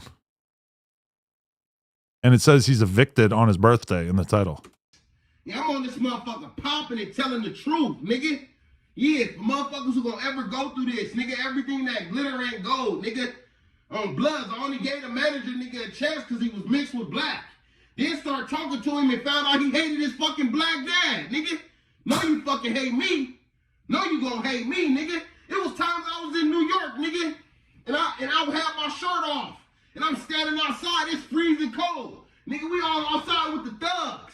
I look over at this nigga, he looking at me like he disgusted, like a... I was in New York with you. When did that happen? When was you outside with the thugs with no shirt on? You was acting timid as fuck in New York. I'm not gonna lie, because he was around Hitta and who else was with us? I can't even remember, but yeah, Bomb to Juno and shit. Like he was hella turned down, shy, quiet. Like he's not like this when he's in large groups of gangsters and shit, because he don't really got that energy.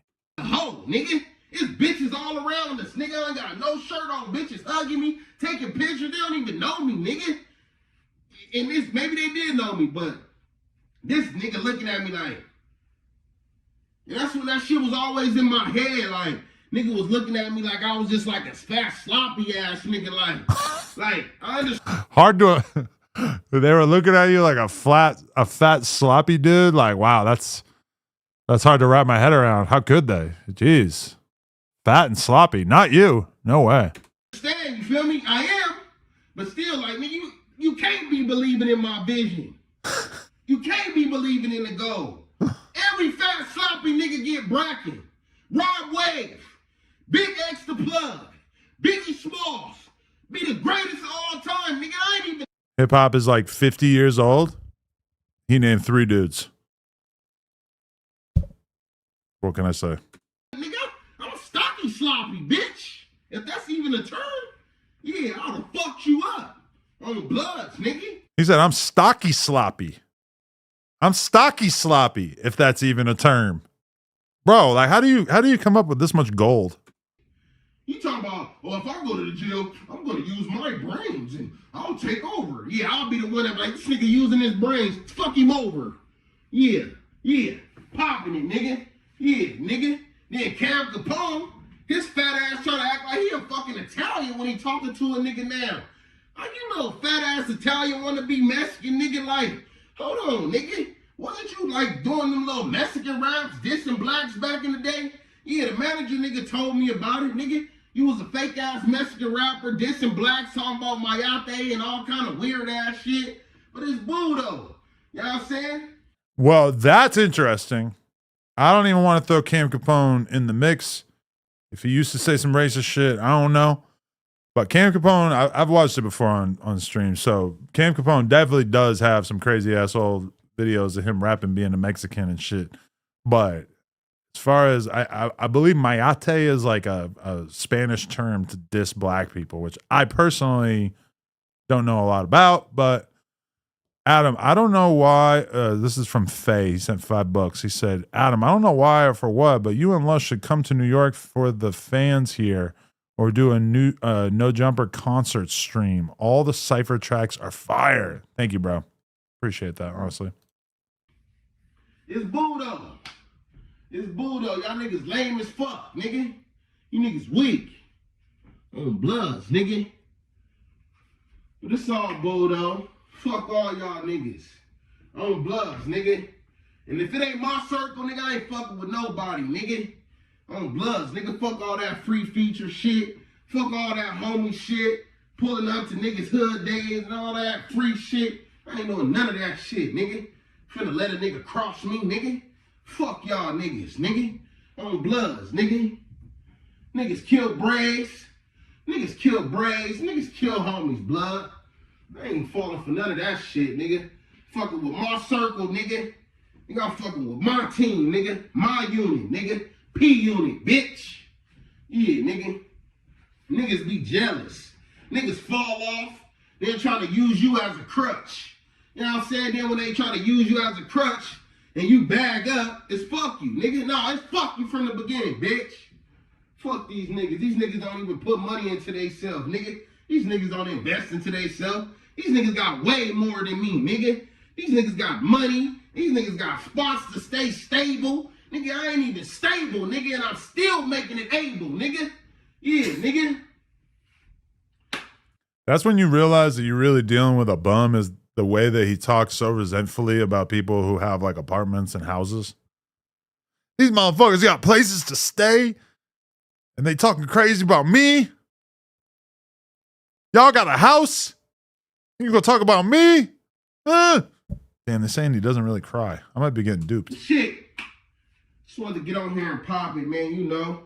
Just wanted to get on here and be honest, you dig? Be honest with myself. Be honest with my real followers and subscribers. Rich nigga shit. Mother G, though, he hit me up like, blood, why y'all leaving me? I'm like, bro, I'm just going with this nigga. Bam, send G Uno the location. We power ruled up now. You feel me? Blood a real trooper on peace. This he come to our side of the bar. He acting like he on the phone. He ain't ordered no drinks. He ain't ordered no nothing. He ain't ordered shit. He ain't order no drinks. He ain't order no food. He act like he on the phone. And when he kind of like move his leg, on Pyro, his jacket raised up, nigga got the motherfucking concealed burner on him. On the holster. Definitely a police officer, my nigga. I'm like, damn, this nigga disappeared and the undercover cop came? So the white man still sitting there. I tell you, you know who finna pay for this shit. This rich, so-called rich manager nigga I got that left us here with the bill. I know we skipped part of the story, but I'm like just skipping to random parts and it's still pretty entertaining. Left me and G Uno homie, with this white man in the bill. Talking about how the white man pay for the shit. I done paid so many times for the white man, he'll pay for y'all shit, don't worry. I tell G Uno, this nigga talking about how the white man pay for the shit. Man, we finna get up out of here, blood. He like, all right, bet. I go act like I'm going to the bathroom. I hear G Uno in the bathroom. I'm taking a long time. I hear blood. Where you at? He said, blood, he already walked out to the car like I was finna smoke. I'm like, bet, it's good. Nigga, I come out the bathroom, nigga, I walk straight out. Look, police officer, nigga still looking around like he waiting on to come back. White man don't know what's going on. The white man girlfriend that came now. We get on. We power laughing in the car. Nigga, got on. Man. Now the manager nigga calling me. Oh, fuck. You guys left? What happened? They're blowing me up. The bill was $400. I gotta go pay this bill. I can't fucking believe this white man Bitcoin didn't pay the bill. I done paid for him so many fucking times. It's his new girlfriend. It's the girlfriend he got. Like, nigga, you was finna leave us there arguing with this white man about the bill. The white man didn't even eat nothing. Okay. Paid you, bitch, you little fat ass meatball. Nigga, I ain't the best, nigga, but you for sure ain't fucking with me. On the table. It's supposed to be like rich game. Cash, nigga, what? Nigga, what?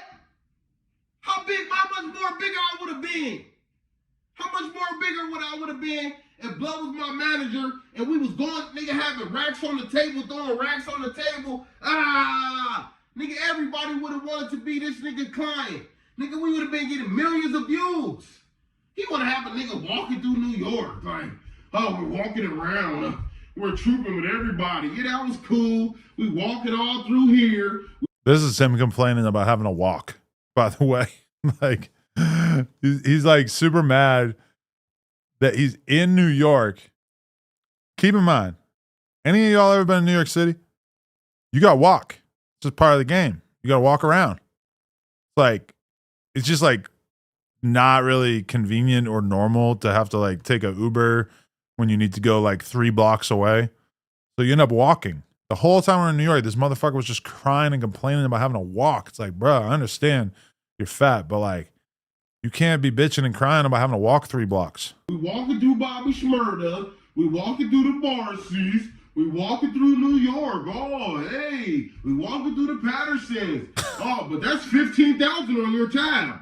That's going on your tab, King Pill. That was 15,000 for me to have Adam in these black trucks with security guards going all these different places and calling all these niggas out. That's 15,000 on your tab. And before this trip, we was best homies. Supposedly, after this trip, yeah, man, how am I gonna, man, for me to get this 15,000 back, I gotta at least get you $100,000 deal. Damn, man, like, what kind of deal? I'm like, shit, what kind of deal you think we could get? Shit, anything, even if it was for some McDonald's chicken nuggets. And, shit, your bitch ass son, nigga. Fuck you talking about McDonald's chicken nuggets, nigga. We on the phone, so I can't really snap on you like I want to. He got his homie on 3-way, they giggling and shit. McDonald's chicken nuggets. Fuck is you talking about, bitch? All right. Yeah, you don't know who you playing with. That's how it be. Nigga see you in the crib, talking shit from the crib. Nigga see you taking care of your kids. Nigga hear your backstory and how you got put on, and they start to think like this some kind of Tupac shit. They trying to think like, oh, this nigga like he not really like that. He's like an actor. I mean, that is kind of confusing that Stephen Belafonte apparently like charged or tried to charge King Pill $15,000 for that trip. Cause I'm not gonna lie, like I paid for Steven's flight. And I'm trying to think though, like, I'm pretty sure I paid for my own hotels and shit, my own flights. So I'm trying to think of what Steven would have paid for. I mean, honestly, he probably paid for like the hotel rooms for like Bomb to Juno and Hitta, maybe himself. Definitely King Pill, like his flights and shit like that. Like, all right, a bunch of Ubers and shit, but definitely not 15K. Oh, well, actually, you know what? The video guy who shot the music video. And I mean, like, Ubers are kind of like a lot, you know, we might have spent like $1,000 on Ubers or some shit. Actually, no, I mean, like, think about it. He had like a driver, I think, like some of the days and stuff. They didn't have security. Either way, I mean, like, yeah, like you kind of get an idea of like, oh, like King Pill going to New York for a few days with Stephen Belafonte as manager at the time. I mean, you know, he can rack up some pretty serious bills of like many thousands of dollars, but 15,000, I don't know. Master Wizard said, Adam, here's $5 to go towards buying some personality. You're insanely boring by yourself. There's no way people watch this all the way through.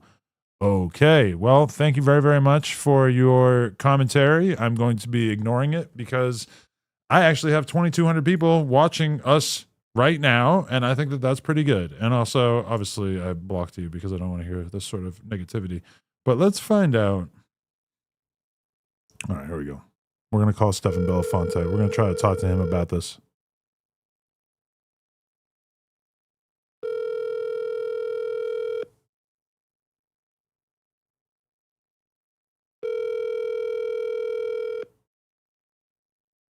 Your call has been forwarded to... Gah. Okay. Maybe he'll call me back. Whatever the fuck the case, nigga, I'm not no Tupac, nigga. My kids ain't never even stayed at their grandparents' house overnight. Like, you know what I mean? On Bloods, I could have been had a spot if I wanted to do that. If I was still the old me, where nobody knew me, on Bloods, I'll go get the little janky ass spot. See, y'all don't know who y'all fucking with. I'll go get the little janky ass spot, hustle, build up. bounce into something bigger. But right now, I can't do that. I gotta take the lavish Airbnb route until I bounce out. That's it. Lavish Airbnb, he says in the Motel 6. There's no other option. I'm about to switch it. Period. Nigga, that's what As much as I'm kind of enjoying this, I'm going to switch it. Don't worry. it is. I'm gonna get up with y'all, man, before I run out of storage on this motherfucker. I yanked on this motherfucker for like a whole hour, my niggas. Just ranting and raving. I know y'all hear what I'm saying, man. This ain't for the niggas that's on the like joke and, you know, everybody got these jokes. You know what I'm saying? That's why I'm kind of glad I did fall back from that little shit, you feel me? I want to be able to save this kind of shit for my immediate audience, my real fans and followers, my subscribers. I don't want to be getting on nobody else's platform building their shit up. You know what I'm saying? Yeah, they've been building their shit up for a long time, but me bringing new energy, nigga, this shit matter, my nigga. This shit matter, my nigga. No matter how y'all look at it, who else from the West who can get shit ringing like me right now? Who else would niggas call? Who else from the West Coast would niggas call if they wanted the nigga to get on there yanking? The fact that you think that you have any value to add in that regard is kind of insane. Like, yo, we got to get shit yanking. We better call up King Pill. Yeah, let's call him up. He could get the job done. These white people don't want to see a nigga win in a lot of different subjects, bro. I'm trying to tell y'all. Sometimes it feel like Instagram push you harder. Shit, nigga. And sometimes it seems like they cut your water off. Instagram, bro. That's how I be feeling about certain shit. On Bloods. A lot of these motherfucking little, these websites be monitoring you. Shit is real, nigga. All right, that shit sucked. I'm going to be totally honest with you. It started off good, and it really just kind of got worse and worse. We got to find something more interesting to watch right now. I mean, we talked about Wack enjoying pee. That's pretty important. Oh. Yeah, how about this? Let's react to Cowboy getting in a fight. I think we can make this big. Let's talk about Cowboy getting in a fight. So for those who don't know, this right here, holding this boombox type apparatus, this is Cowboy. Shout out to SHX for becoming a member. Appreciate all the members out there. Okay, so this is Cowboy. As far as my backstory with Cowboy, I just want to go into that for a quick moment. I interviewed Cowboy back in the day, which I can bring up on screen. Had a great interview. It was very, very moving. He actually like really gave me, I felt very moved by it. Yeah, this right. No joke. Cowboy, man. That was his first interview. We got almost 1 million views on this thing. It was a big deal at the time. But yeah, we did this whole interview.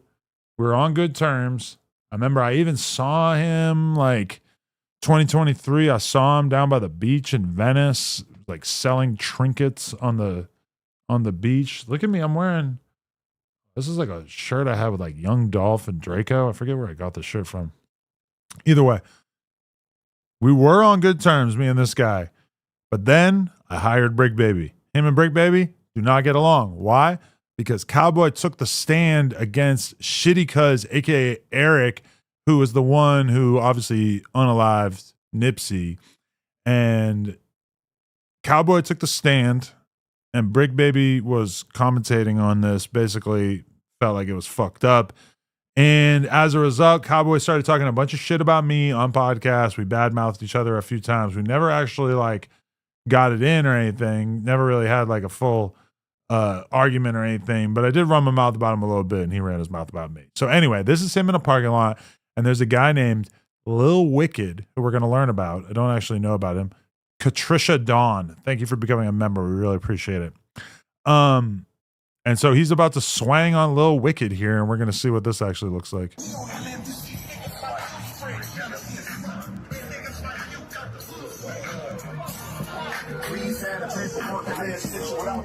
So, Cowboy, I'm not gonna lie. I know you are old head, but what the fuck is on your body? So you got some skin tight, skinny jeans, cropped right above the calf.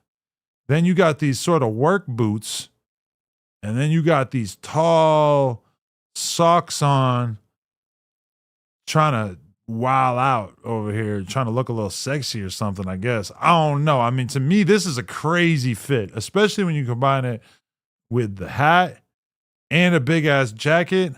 I'm not gonna lie. It's giving Zesty J Cat. I'm not saying you're either of those things, but this is a wild fit, Pops. And for me, this is a no. So I just want to start there. From a fashion perspective, I'm saying no. I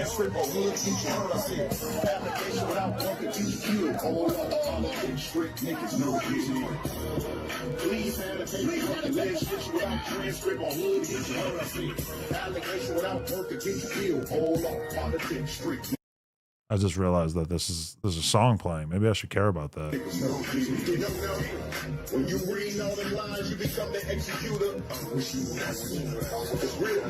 What is this song, by the way? OG Moses said, my YouTube shorts on Food Community only 2 minutes. What does that mean? I don't know what to do with that information. Maybe tell me what to search or something.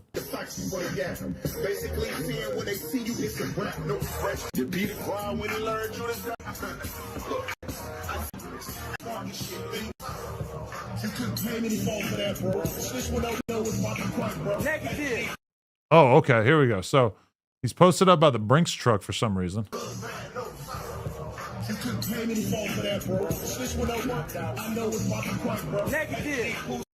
Negative. Meaning what? Oh, okay. So he's saying, Cowboy, no good. Cowboy, you are whack. You are boo-boo. He said boo-boo. Like, you're no good. Meaning your name here, I'm assuming this is the 60s. Your name, no good. You're bad. You gotta get out of here. A bold position to take from an unk in a Nike Tech, in a cream Nike Tech. I'm like a fashion guy now.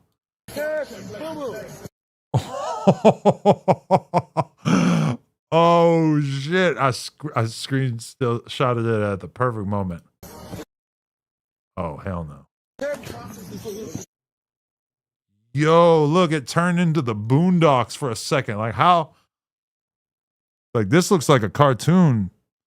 How the fuck did you even get that?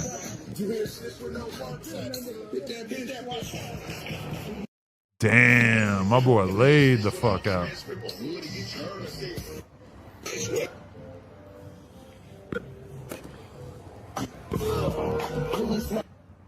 Even the filmer is discombobulated. Look at the way that the camera is just all over the place, bro. Like, damn, you said that Cowboy was no good? I mean, he looking kind of good now. Hey, what up, Hagop? I'm pretty sure that's the homie from Israel that was at my wedding. That's crazy if he actually ended up in this chat. I'm not like thinking of anybody that I know in real life ending up in this chat.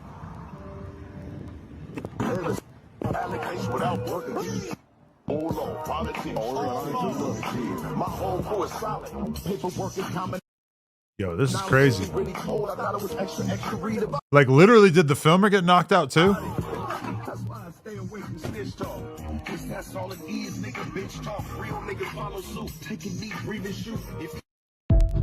Bro, I want to know who that was rapping pretty bad. Because, I mean, yo, that was nuts. I got to look at the chat.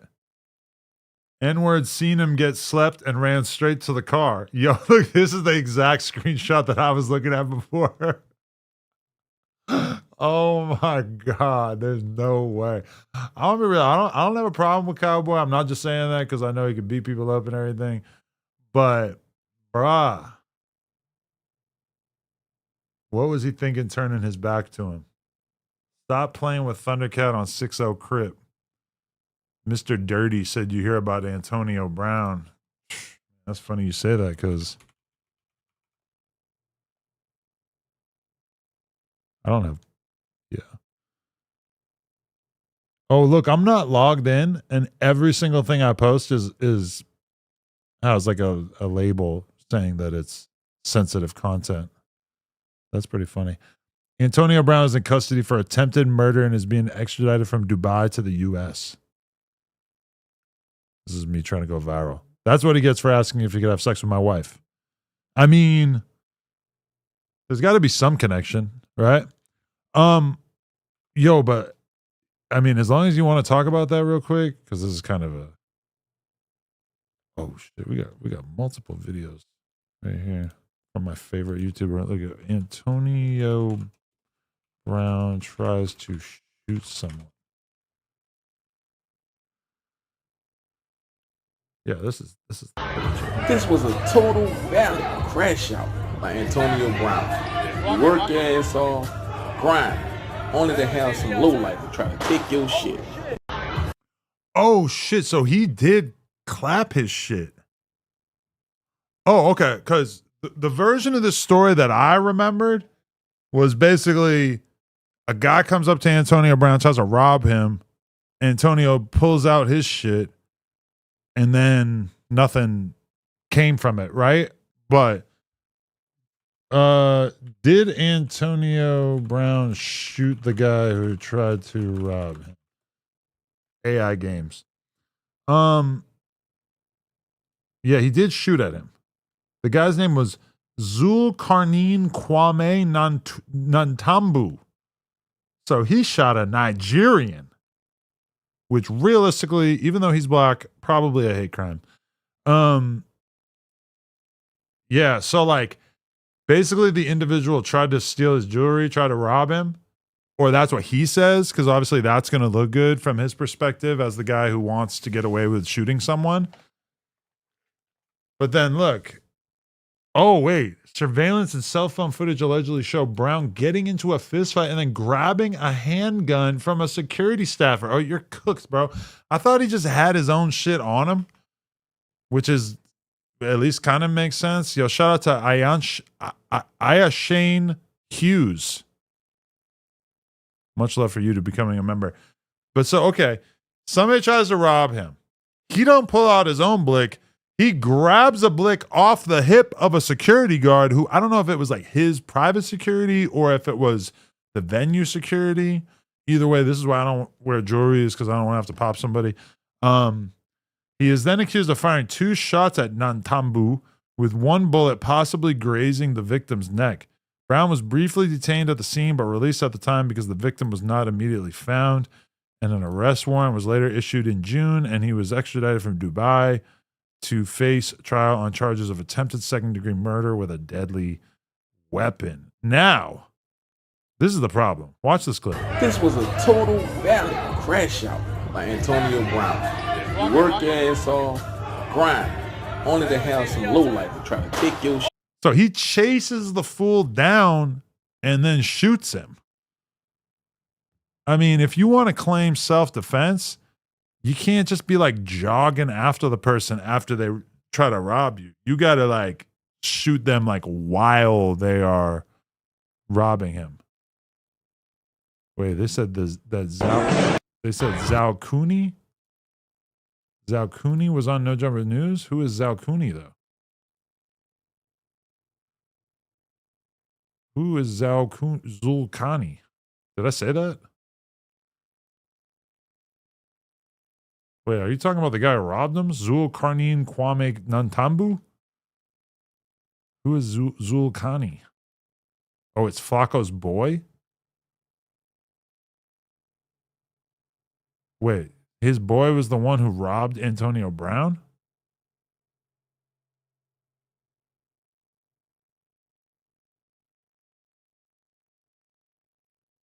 Now people are saying that oh, they're just joking because both of them are African. All right, whatever you say. Yo, best thumbnail ever. This is so amazing. If I'm going to keep doing the solo streaming shit, just so you guys know, I'm going to like have to, this is the main thing I'm doing. I'm watching 2 Gangster for YouTube.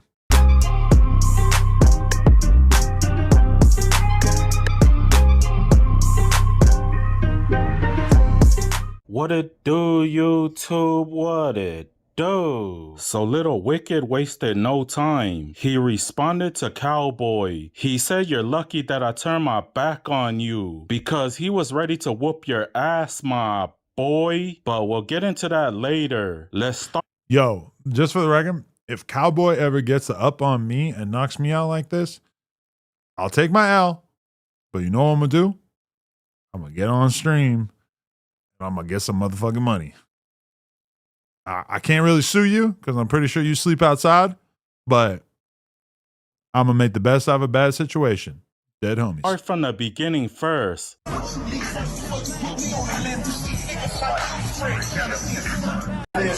saw this. My favorite part about it is that you don't have to watch the censored version of it. Like, it doesn't really actually show anything actually happening, but you 100% get the point.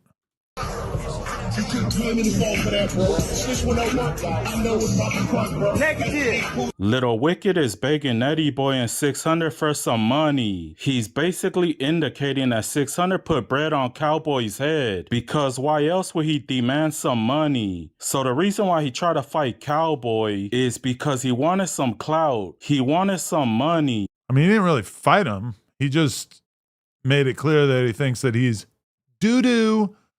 Shout out to Lightning for becoming a member. Yo, if we can get 5 more members, I will gift 10 memberships. I just want to throw that out there.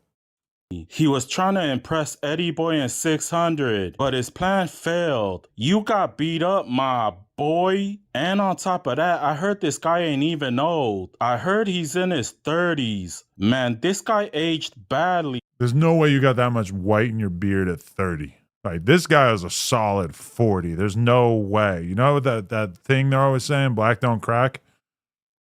This fool has cracked. I'm not going for it. There's no way. Because he's 30 but looks 90. This is what happened when clout chasing goes bad. Listen to what Wicked had to say after he got knocked out. Eddie, cuz on 600 crib, bro. And nigga really down at you and this nigga 600 ASAP, cuz on neighborhood crib. They just got up. I just got up on this thing. Cowboy bitch ass, snitch ass on the dead on me, but I didn't think I wasn't staying ready, cuz, and I turned my back on this bitch ass cat, dope me and knocked me out. Man, ASAP, cuz I need $1. ASAP, cuz I need $1. So this was like right when it happened, as soon as he woke up. You feel me? I'm like, what the? You get knocked out by Cowboy? Man, how you popping into a nigga, then turn your back to it, bro? Wicked old bullshit. You got dropped by a smoker. You about to get laughed at for about a week straight, nigga. That's twice, though. Cowboy got off on a couple niggas, though. That knocked out Loose Cannon, now he knocked out Wicked. Cowboy said, yo, that was the other Cowboy knockout. Cowboy, for those who forget, basically the day before Cowboy got picked up by the feds, the day before Loose Cannon got picked up by the feds, he was coming back from Vegas, stopped at some gas station in Baker or something. I forget what that town is that has all the restaurants that everybody always has to stop at. He stopped there. He sees Cowboy. Cowboy bounces out on him. Bow! And then hops in his shit and takes off. Boom, he's gone. Feds don't care. Feds don't give a fuck about a squabble. The feds are interested in the fact that you're a criminal, a bad one, Loose Cannon. And so that was kind of a big deal. if your knuckles don't look like this, then you ain't fought enough, my boy. My boy is celebrating his win. Another victim has been added to the list. Man, let me know what you guys think about all of this. These niggas' knuckles ain't scarred enough. Teeth marks. Knuckles ain't scarred enough.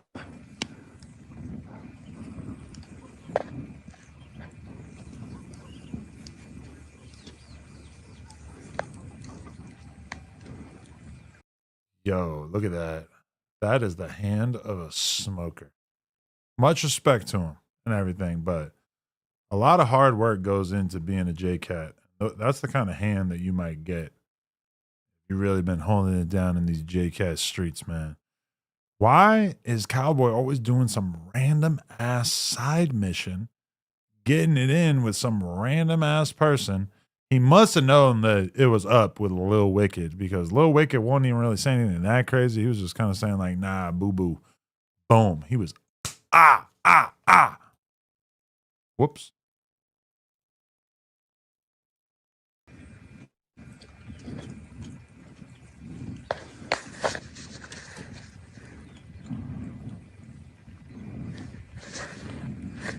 Why you got the hat on? Where's this hat? It looks like he's picking grapes or something. Like, this man lives in South Central Los Angeles, I assume.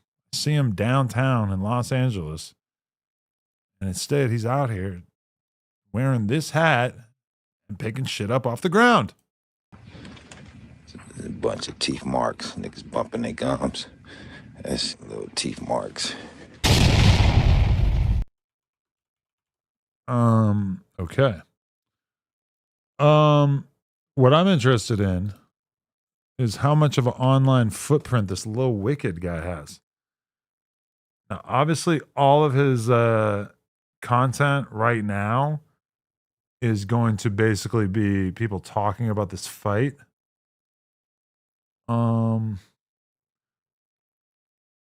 Literally everything is about this fight right now. But there's got to be more that this person has done on the internet. It occurs to me now that there's a lot of other rappers named Lil Wicked. So yeah, it does appear that he has like almost no digital footprint that I can really sniff out here. But then look, this is basically like Too Gangster for YouTube. He has like an alternate identity on another channel. And that's basically what this is.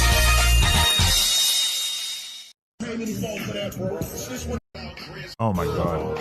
This is how he profit maximizes. He makes the same video twice with two different voices. Paperboy news hit at the Well, believe it or not, this is the same guy. I swear on my life. y'all, that daily report. Now it's apparent that 600 still got some homies from around the 60s. And a video surfaced yesterday of 600's homie from around the 60s named Little Wicked antagonizing Cowboy on the sidewalk, calling him boo-boo. And then the next thing you know, Cowboy laid him out flat, and he most likely boo-booed in his pants. The 600 went live today, and he addressed his homie getting knocked out by Cowboy. So let's get straight into it. The 600 said it's crazy how now it makes sense. This is literally the thing that we just listened to.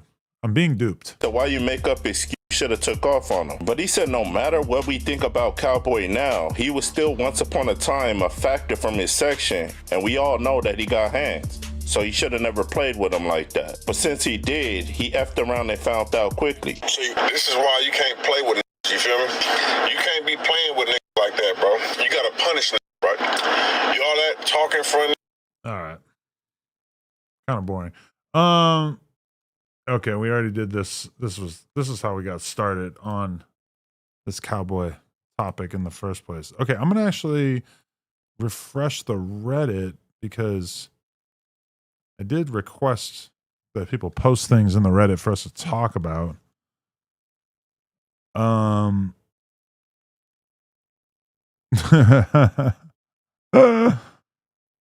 They're getting mad at me for calling King Pill a black bum. I'll say it again.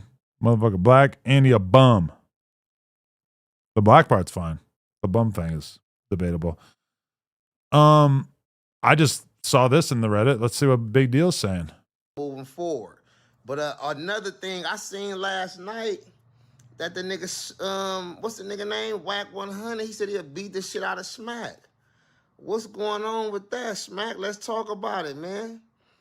You gonna handle that or what? Cause you put it on the set and everything, man. You feel me? Or y'all got on the phone, oh, it was just content, Unc. Don't be putting that shit on the set, man. You feel me? You know my slogan, man. Keep it gangster or get put off gangsters.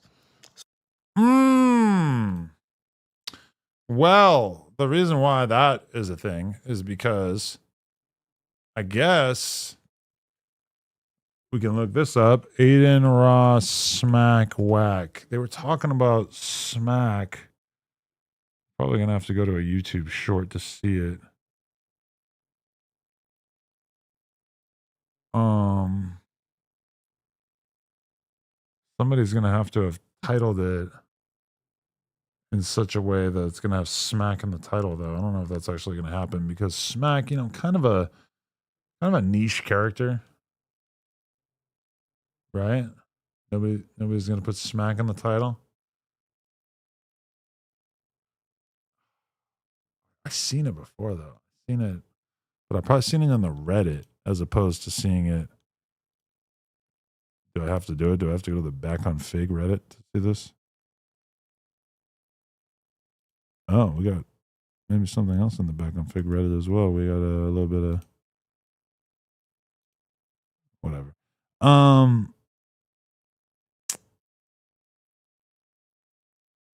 Where is it?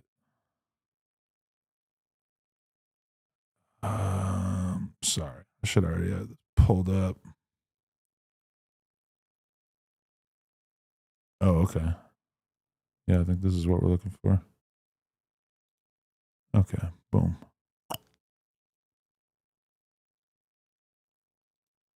Okay.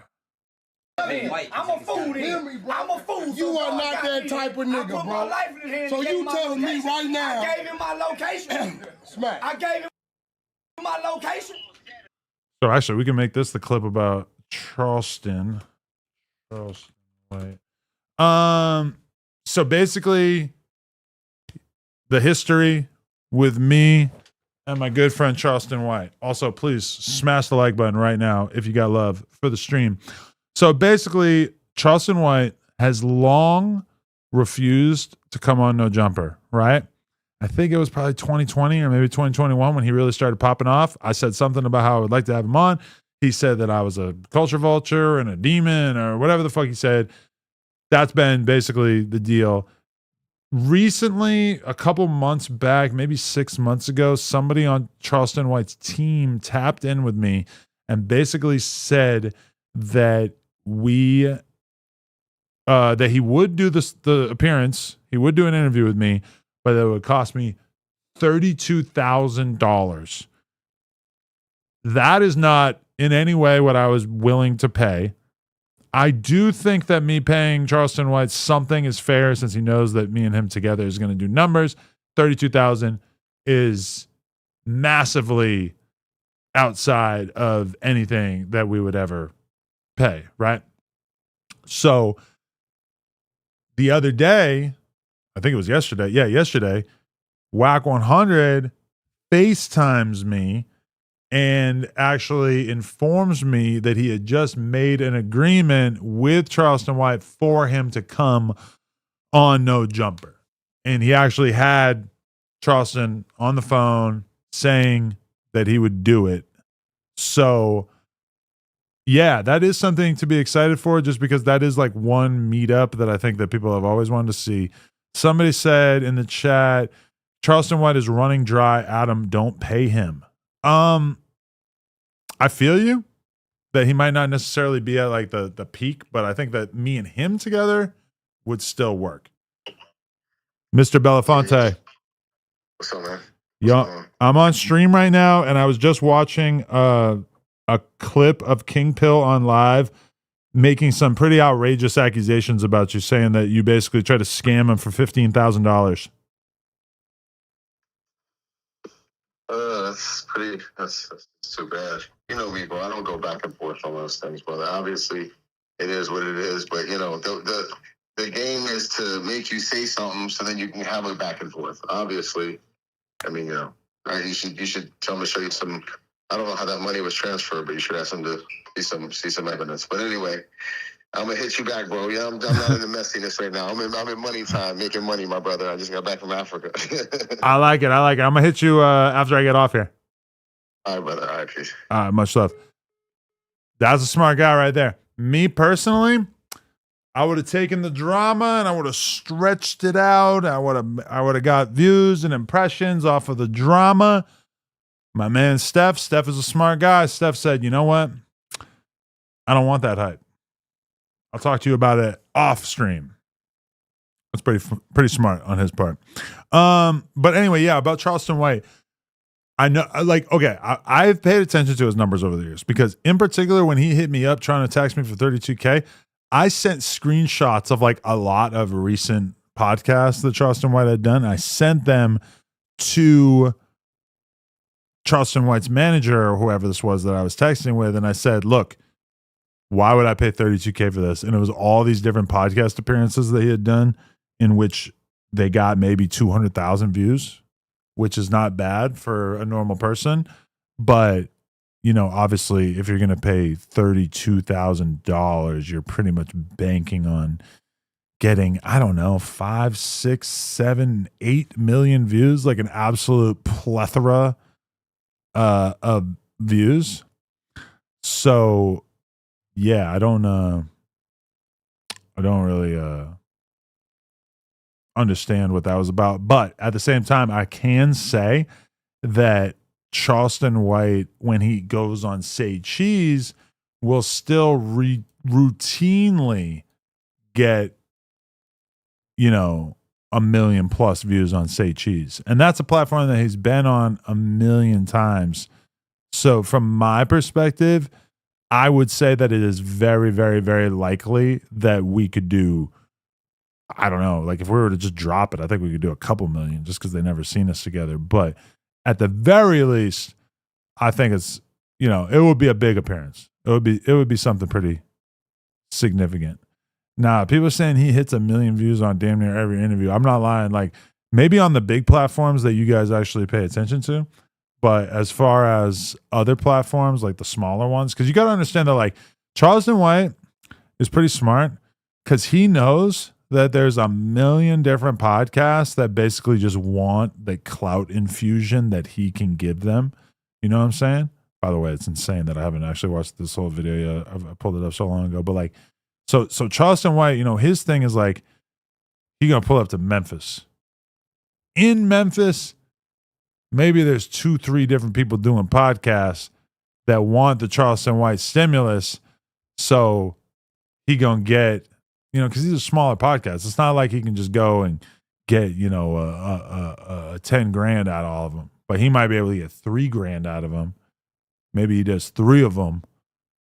And, you know, maybe he gets some content for different clipping accounts and everything like that. But at the very least, he gets his, you know, 3 grand each. Boom. He just made 9 grand in that city. Now, there's probably like bigger podcasts that'll pay him what he's looking for, but you know, he's like a podcast hustler. Like realistically, maybe I could do that when I go to different places. But I mean, I feel like Charleston White is more of like a guaranteed view guy, you know, like me, I might be like well known, but like me going on podcasts is kind of blown out because it's like people already know that like you basically like what are you going to ask me that hasn't already been asked 1 billion times? Like I can't think of a lot. I don't know. Like, what are you really going to ask me? But with Charleston White, I don't know. It's like you can kind of always ask him about current events and shit, and he's just going to go crazy. So, but I don't know. Maybe I should do that. Like, oh, I'm in Houston. What am I doing in Houston? Doing these interviews. I just did 10 interviews. I got $1,000 out of each of them. Boom, I'm rich. I don't know. Maybe that's the idea. That's the new hustle. And ask Dave Blunt. Shout out to Dave Blunt. You saying? Yeah, shout out to Dave Blunt. So you saying shit. Him dissing the sea like that? Hoovers ain't with the C's. They everybody no killed. Yeah. I don't know what he is, but I know what he is. He my nigga. Hoover? Yeah, he my nigga. I don't know what he is, but I know what he is. He my nigga. Smack, you ain't. Yo, you know what this reminds me of?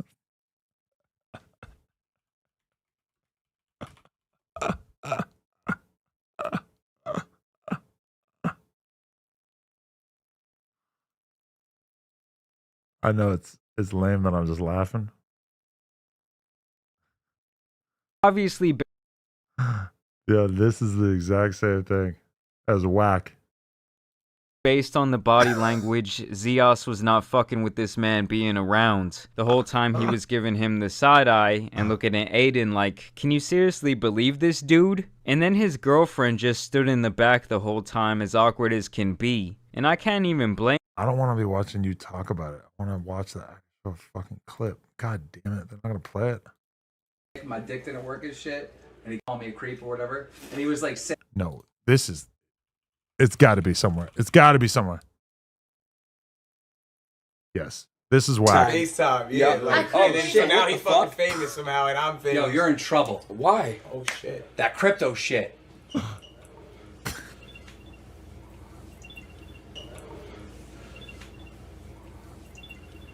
It's the same bedroom. That makes it even better.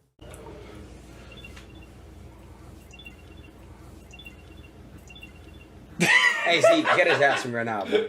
I know they stretched it out to make it seem funnier than it was. But, yo, yeah, nobody invited me to the stream. But, I mean, yeah, I was kind of thinking that, like, damn, I got to, like, pull up to shit like this. I got to just, like, go to Miami and just pop in and just do some streams with some people. Get more in the streamer universe. Even while this was going on, Remo was like, call in. You got to call them. You got to tell them you want to do a fight. I'm like, fuck, bro. Like, I know you're right. I know I should do what you're talking about, but also just calling into a live stream to get some content. I don't know. Sometimes I really do feel old. Okay, here we go. That type of nigga, bro. Come on. Smack, I will beat the shit out of you, bro. You ain't nobody. Okay, well we can do that freely. Okay, listen, Smack. We gonna call AD. Hold on.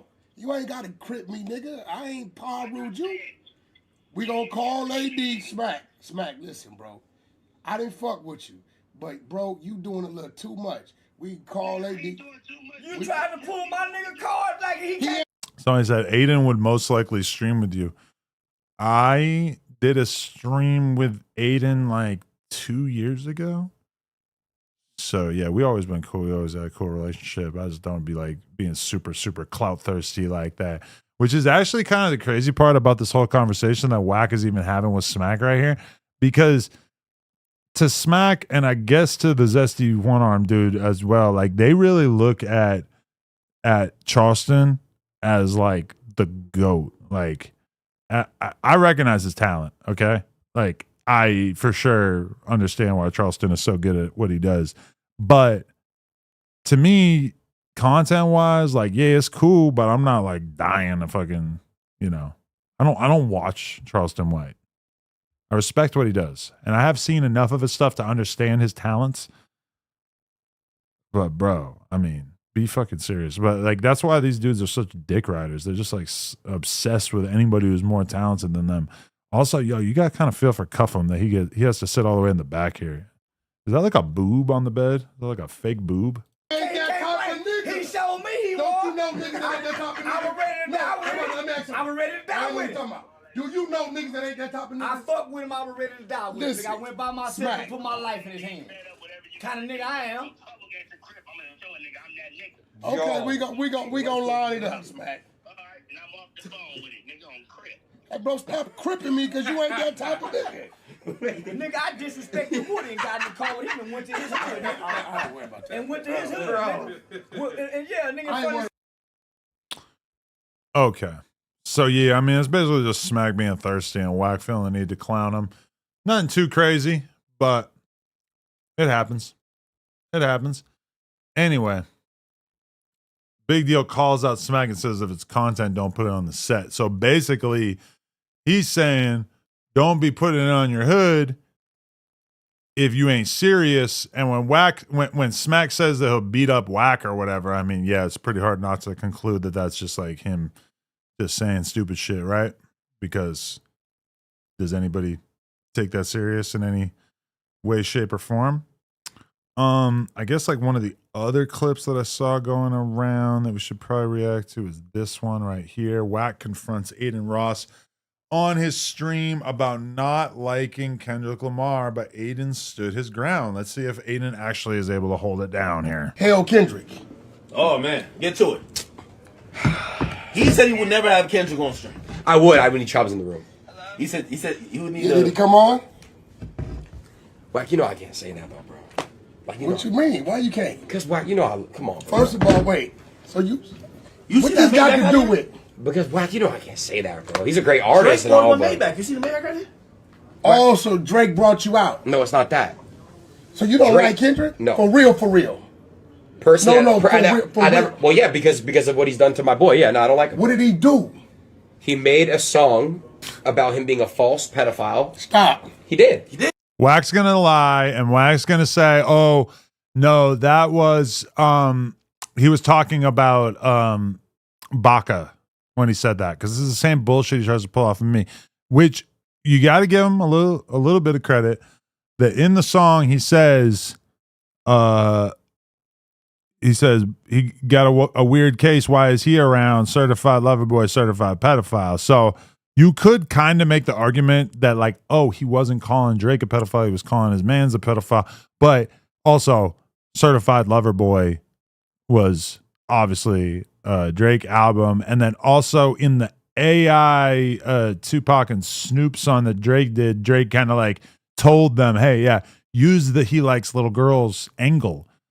And then he proceeded to do exactly that. I mean, it's almost like maybe Kendrick was trying to buy himself a little bit of like legal wiggle room. Like he almost foresaw the case that ended up coming his way. But to be fair, I would say almost nobody who listened to that song thought that that lyric was about anybody besides Drake. Let's be serious.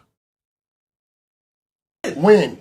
It's called Not Like Us. Okay, Not Like Us. And that's not cool. Have you ever saw Drake do some pedophile shit? No. Wait, what type of question is this? He has not. You want to pull it up? Could we pull shit up? Nah. No. Hold on. But he hasn't. No, don't do that. He hasn't, though. Hold on, bro. Hold on. Drake's not a pedophile. You know he's not a pedophile. Listen. Hail Kendrick. Oh, man. Get to it. Okay. That was it. I mean, what is Wack's argument here? You're not allowed to dislike Kendrick. I mean, Adin even said he's a great artist, but he falsely accused my boy of being a pedophile, which really, when you get down to it, it's kind of hard to get away from the fact that if that's actually your boy, then that's actually fucked up and wrong. And really, it doesn't even need to be your boy for it to be wrong. Let's be totally real. It's just wrong to accuse somebody of that falsely in the first place. Now, I know sometimes you guys might hear me say that sort of thing about other people, right? But, I mean, to be fair, the one-armed guy said that he was grooming billionaires, which is kind of different than Drake, where like Drake has never admitted to it. Drake's never like acknowledged that this was like a thing that he did.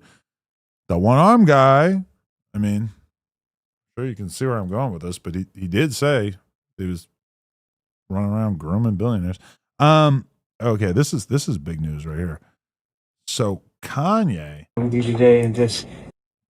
actually went and met up with a rabbi so that he could have a conversation about, I guess, maybe like apologizing for some of the things that he's said and done in the past, which is pretty interesting. Wait, hold on. Okay. We got a couple other things for after this I'm very excited about. I feel really blessed to be able to sit here with you today and just take accountability. I was dealing with some various issues, dealing with bipolar also.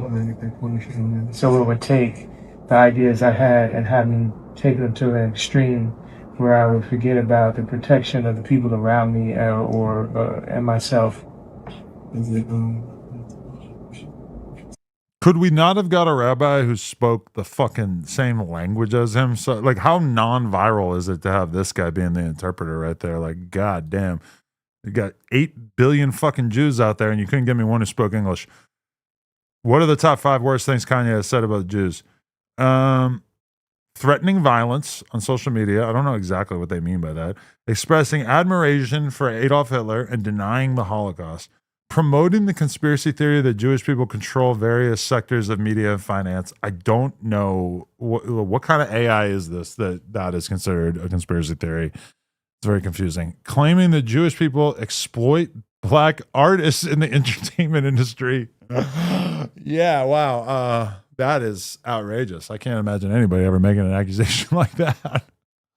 And then making remarks that perpetuate stereotypes about Jewish people and money. So for sure, I'm guilty of at least 3 of these. I've never threatened violence upon the Jews, and I would not say that I admire Hitler, and I very much acknowledge that the Holocaust happened. The other ones, yeah, I don't know. This might not be the fight that you want to pick here. So I wanted to come and take accountability. Sometimes people aren't that knowledgeable about the bipolar and the cause or what causes it and the way you act when you have this. It sounds like he has a ball of cotton in his mouth. Like, I feel like he's the kind of guy who got like a grill and it gives him like a weird voice and he just doesn't care. He's just rocking with it. Disease.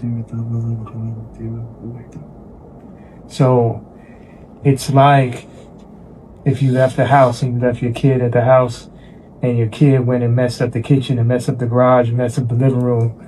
Now when you get back, it's your responsibility because that's your child. And that's the way I look at it. It's like I gotta go clean up the kitchen, I gotta clean up the living room, I gotta clean up the garage. Yeah, and it's a big deal for me as a man to come and take accountability for all the things that I've said, and I really just appreciate you embracing me with open arms and allowing me to make amends. And this is the beginning and the first steps and the first brick by brick to build back the strong walls.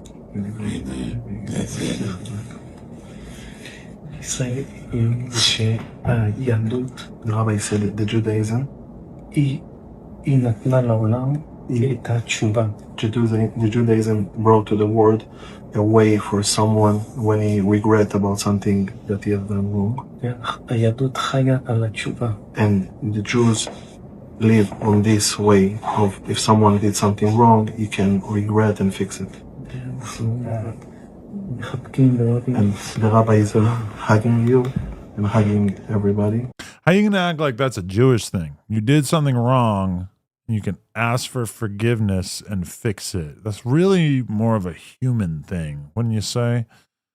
I don't know. That's just, I'm just against like religion's false claiming moral ground. Like, what are you talking about? I don't know. And God willing, and from now on, strong things and good things, and only good. You are a very good man. Amen. That's the best, man. Very good.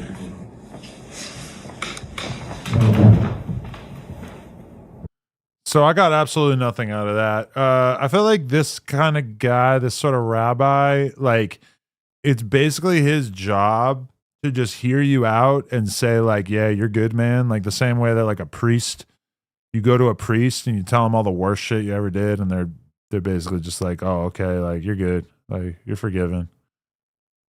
I mean, what did, like, was there ever a chance that this guy was going to be like, nah, man, like that shit was way over the top. Like you really fucked up. Like I am not forgiving you. I am an old goofy Jewish rabbi with a long ass beard and you are not forgiven. I don't really think that was likely to happen. And as a result, I think that this was mostly a meaningless exchange.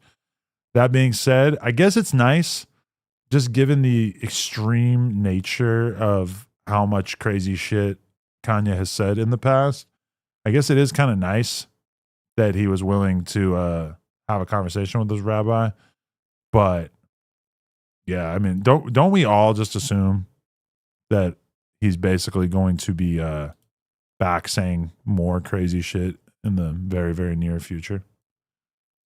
I gotta tap in with this. I saw this title and I'm like, oh, I'm gonna save this for when I'm on stream. Rich Trapper tries to check Dejan on his podcast. You sound crazy. Okay, who invited Bo Jack me? I did to my platform. Why? Because this is my building. Okay, this for is my what? platform. Why? What was your purpose of bringing Bo on the show? For what? Jack, first off, turn you your said damper that down. No, you said Turn your damper you down. said he knows nothing about the culture. Why is he on the damn LA? When did I say Bo Jack knows nothing about the culture? I said he knows absolutely nothing about the culture. You said Bo He's Jack- interviewed just as many LA rappers as I have. So why was he here for last just week? as long? So why was he here last I week? had him here because he went viral on No Jumper News a few hours before our live. For what? Live. That's why he went viral. Sans Adam called Says in. What is that? Are they just like bleeping like a million fucking swears out of this? Where's the audio? In to No Jumper News last week to check him. It was already a conversation that had my attention. It was already going to be a clippable viral moment. Adam just added extra sauce with the call, as he's known to do. Bo Jackman, I Adam agree. created that viral moment, bro. I agree with.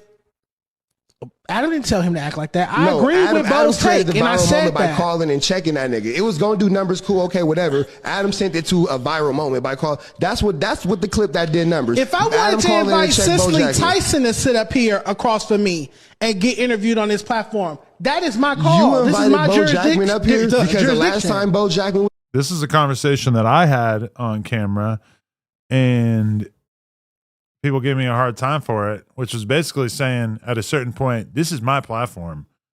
I'm going to do whatever I want on my platform. And yes, you can have a say as a co-host and everything. But the idea of you thinking that you're going to really be able to like make me do anything that I don't want to do, like at the end of the day, I could fire you. I can like never talk to you again. And that is something you should probably keep in mind. Like even at a certain point in 2023, I kind of like told those dudes like, yo, like this shit is starting to not be fun for me. Like I could definitely see myself not doing this anymore because you guys are being such marks that it's making me not want to do this anymore. And I was treated like that was this insane statement, which was always kind of interesting to me because it's like, I am the boss. And I'm not saying that I'm not the kind of boss who likes to remind you all the time that I'm the boss, but just remember, part of you maintaining a position here is keeping me happy. Now, especially in this case where I would assume Dejan's probably not paying Gay Trapper. I mean, I guess it holds a little bit less weight when the person's not getting paid. Up here, I marked them out and we lost the episode. That's why the other niggas ain't here no more because they fucked that shit up. And you brought the nigga back so it could be a round 2 and then they can get That's a not repeat true. mark out. Bullshit. That's not true. Bullshit. You're clairvoyant, you're psychic, you're telepathic or something. That's not true. That's so trapper. No. That's so trapper. I invited Bo Jackman here because he went viral that morning for a music take. And I wanted to talk about a music take with him. He went viral and for then Adam telling him to shut up. This is literally how this California podcast realm works. You go on No Jumper, you have a viral moment, which, let's be real, me telling Bo Jackman to stop talking about Draco 5 years after he died, that's not exactly like a bold comment on my part. It's not exactly the most interesting thing that I could ever say, but like that was enough to get the Gummy Bear to bring him on his podcast that night. It's kind of weird seeing people actually like be open about it and talk about it. But yeah, like, oh, this'll literally get us like 100 extra viewers. Let's bring them through. Let's get them on. I don't know who I resent more, the bottom feeders who get our hosts on their podcasts after they achieve some moment of slight notoriety, or the hosts that actually take part in it. I don't know. It's kind of annoying from both of their No, perspectives. that's how you see it because you're a cynic. That's what the and a numbers pessimist. Brandon, You have what- a negative outlook. Brandon is crazy. Brandon is is crazy. Brandon. You're Brandon. Why is he You're standing? Brandon is You're crazy. Oh, wait, what? Brandon. You're No. Brandon. He stands up and he's the same height. You're more like-minded with you know Brandon. he mad because he stood up. Yeah, you got me fucked up calling Brandon, me that nigga. You're Brandon, bro. I'm not that fat. It's kind of fire that Dejan is as much of a dick as the boss as he was as an employee. Because I saw him as an employee here. I saw quite a few clips of him as an employee at Figmunity. And it's like his personality never changes. He's like the same dude either way. just aggrieved, pissed off, doesn't want to have anything to do with this bullshit. You got me fucked up. All right, touche. That was too far. Nigga. Touche. No, I'm not touching you right now. That was too far. That was, what the fuck, brother? What the fuck? No, real episode. You fucked up the episode last week. You sound crazy. Okay, who invited BoJack me? I did. To Why? my Yo, somebody said 60 million views between two channels in February 2023. That is probably true. And I think that the reason why that time period was so nuts is because I remember the Blueface Sharp episode coming out and just doing absolutely ridiculous numbers. Like one of the biggest days in No Jumper history was this day where we put out the Blueface Sharp episode, and I forget what the other shit was. There was something else that came out the same day, but it was ridiculously huge. And yeah, February 2023, I would almost say that was the biggest month in No Jumper history without actually checking into it. But I just remember like a lot of other things happening at that time. All right, this is one more. No, we actually have two more of this little exchange. You soured each topic, including the Halloween topics, with your negative disposition towards him. That was your board. I did what you wanted to get these numbers done on this. Take the accountability. No, you didn't though. Bull cap. You didn't do what I wanted. Bull cap. We were supposed to have a heated conversation about the Draco take and what happened on No Jumper that morning, and then get into a lighthearted, fun episode. Me and Zari didn't sit up here and carve a pumpkin, a jack-o'-lantern, decorate this set. Where was the jack-o'-lantern? Yeah, there was a jack-o'-lantern there the whole time. You were so busy being evil and negative and rude towards our guests that you didn't even pay attention. You brought him up here. If this does not feel like an argument between two homosexual lovers, then you, my friend, have never watched an episode of Will and Grace. This is peak male-on-male domestic tension, not violence. I don't believe they've gotten there yet, but this is a whole thing. To have happened to him, what happened to him? I think maybe there must be some sort of miscommunication because that wasn't my intent at all. I did see that. That wasn't my intent at all. And I will that's a lie. No, you're lying. I will even say this. Had the other niggas not fucked up the last episode with him on, you wouldn't have had him here because it wouldn't have been a need to have him on here. That's not true. That's not true. That's my opinion. The Draco conversation that he had with Ricky, which I clipped, reposted, screenshotted the Ralphie's response. I already had that content on my that Instagram. Conversation Nip was talking about, somebody, you reposted it, and that was a great point somebody made. Nip was talking about all that before Draco. Nothing against Draco, but whatever. That's your problem. You scrambling too much. We're going to have that conversation later in the show. Nigga, you not acknowledging the fact that you brought this nigga up here when you knew you had the reason you brought him up here was for the direct result of getting done what happened, bro. Why are you, but you can't do that. You can't do that. That's your narrative. You can't tell me why the fuck I invited somebody to my shit. If that's your narrative, then that's your narrative. How are you going to tell somebody, me okay, so because I just asked you why did you have him here and you can't give a good reason. Because I want to talk about Draco. You had him up here because you wanted to talk about Draco. Remember how I was mad about them still talking about Draco after all these years? Listen to Dejan. I want to hear more about Draco. More Draco. He's been dead for 5 years, but I want more Draco. Like, bro, talk about some fucking current events, bro. Wingstop donated $5. I'm going to assume this is not the corporate Wingstop account, but you never know. Adam, would you ever considering allowing Gay Trapper or Gay Sean back on No Jumper? Honestly, no. Nothing personal. Well, for the record, Gay Trapper has never been on here. Dejan also no. And it's not like, you know, it's fucked up because it's like I should hate Dejan way more than I hate T-Rel because Dejan lied about getting shot and tried to sue me. Now, granted, it didn't actually cost me any money because there was never even a lawsuit filed, right? But, I mean, we got some bad PR out of it. People were talking about this like it was a place to get shot for a little while there. And then after that, well, I mean, really, that's it. Yeah, and then he talked a bunch of shit afterwards, whatever. I should hate him so much more, but for some reason, like, someone like TRL, I actually hate more. But the thing about Dejan and why he can never come back on the podcast, like, we could We could do a Zoom call. But I am not letting your ass walk in here because I guarantee the second you walk in here, you're going to be trying to fall into the toilet. You're going to be trying to trip over like a piece of wood on the ground. You're going to be doing anything possible to try to cook up a lawsuit. And that is just the last kind of person that I want to be around. So, yeah, no. I didn't want That's not the viral moment. Him talking about John Michael got the viral moment. Watch you be sassy with a nigga on Charleston News Network. I don't give a fuck about that. I don't give a fuck about that. You already marked the nigga out. You already marked the nigga out. You overwhoop. You overkill. You marked it out last time. I took the scoreboard home with me. Y'all thought that's what niggas like around this bitch. No, nobody want to watch on a Halloween episode. You're not getting the concept. You're not understanding. It's a Halloween episode. How you gonna tell me what I understand? The same way I can't tell you what you did. You can't tell me what I understand. I'm talking you can't now. tell me what I understand. I'm talking now. My mic ain't gotta be muted for me to be heard. Anywho, I can comprehend. I graduated with AP classes. I got the education. I don't give a fuck what you got. I got an ABC Unified education. What I got is the I did Bachelor's Inglewood Unified. What I got is the ABC Unified education. That's all I'm saying. And what I'm saying right the fuck now, I got final say in this motherfucker. Oh, okay. And if I invite a motherfucker to sit in that motherfucking chair, put your finger down. My hands is up.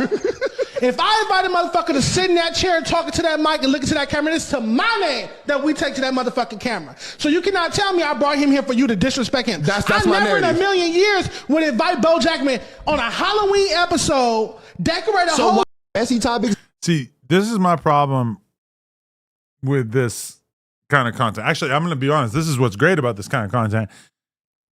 This kind of arguing is great for the content. People love that shit. But I do a podcast every Tuesday with a bunch of people who won't really argue with me. You know, like Munchie, a little bit. Ant. I don't think Ant has ever really argued with me. Lush. Like if Lush disagrees with something that you'll say, he'll add like 10 caveats and then be like, you know, if you think about it from this way, given the historical context of this, you could be considered wrong if it's like, bro, just say you disagree. Let's fucking argue about some shit. Stop being so nice. But look at these two fucking zestophiles. They're just over here just screaming at each other, having like a good old fashioned argument. And I like that. I like arguing. But I mean, I'm gonna be real. It also kind of like derails the conversation. But it's kind of like, you know, if I just want to like be able to talk at length about some shit, I could probably do that on something like this, right? On the Tuesday show, it's like it would be better if we had like more debate. I was honestly kind of thinking about Big Deal. Like, what if Big Deal being on the Tuesday show fixed it? Like, do you think that's possible? I kind of feel like Big Deal. If I just told Big Deal, hey, we want to try you out on the show. And you just have to like be aggressive and talk shit and just like call people out and just be the guy that kind of like helps move things along, that helps spice things up. I feel like he would get that. And I feel like he could do that.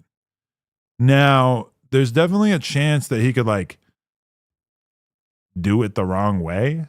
You know what I'm saying? Like, you gotta like maybe not necessarily be like the best version of that. Yeah, I mean, but people are saying like Brandon did that. Yeah, Brandon did that in a way, in the sense that like, yeah, you were, you know, if you have Brandon on your podcast, then you're gonna end up arguing with him for sure.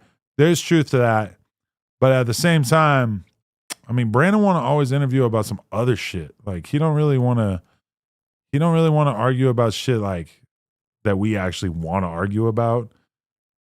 It's just, Brandon's exhausting. And I don't have anything against him. I do feel like Brandon should probably be on the jumper consistently, but Brandon's kind of like exhausting. Like, really, like, you want to talk about one thing and he just wants to make it about whatever.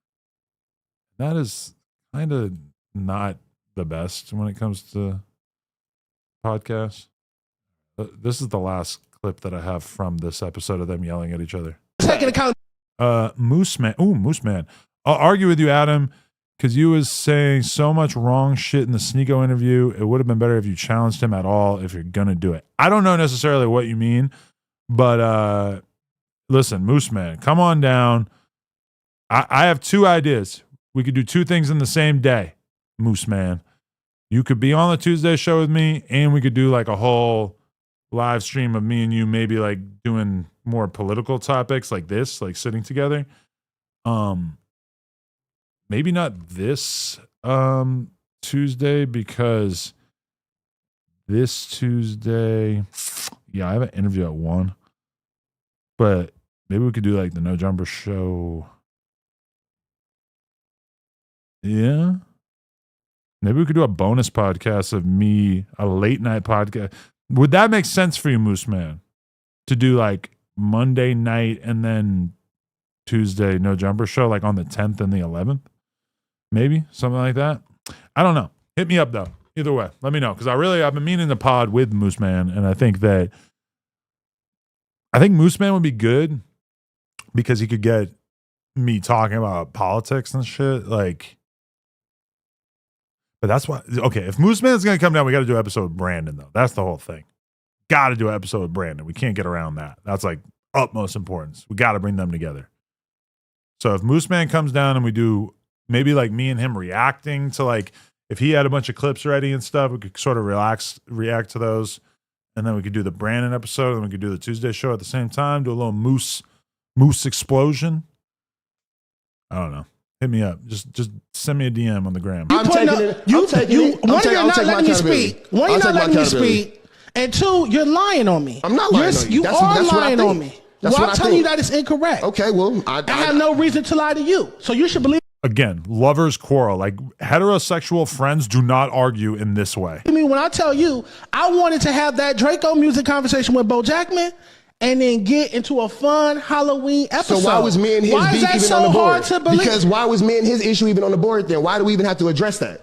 Because of what happened last time. No, we could have just bypassed that whole issue and that didn't even have to come up. It didn't have to encompass the whole situation. It don't have, because him talking about Draco don't got shit to do with me and him having a problem. So you said we should have acknowledged y'all crash out last time. We should have spoke on that. Hey, what we did is what we did. If we was talking about the crash out and niggas want to start being funny, I said before the camera what I said before the camera. When the camera cut on, niggas bypass what I said like I ain't said what I said. So, hey. You salted the entire episode because you don't like this nigga. And I can't make you like our guests, but moving forward, you will respect our guests. If you have a disagreement with someone, you gotta love him laying the law down. Moving forward, you will respect our guests. Bitch. Damn, he just like laid that shit down. Yo, you know what I just remembered? And it's gonna be the reason for me getting off of the stream like 10 to 15 minutes early. Basically, there's a really, really good pizza place by our house, right? I won't say which one. You out here? Okay, cool. Thank you. Really, really good pizza place. A couple months ago, Lena made a reel at this pizza place, right? An Instagram reel. Her and her friend, Gal Ritchie from the UK, hottie. And they made a reel eating at this pizza place. So the pizza place has like a new pizza that's coming out, like a special collaboration pizza with like some different topping on it or whatever. And they basically hit Lena up and said, hey, we want to thank you and Adam for supporting us.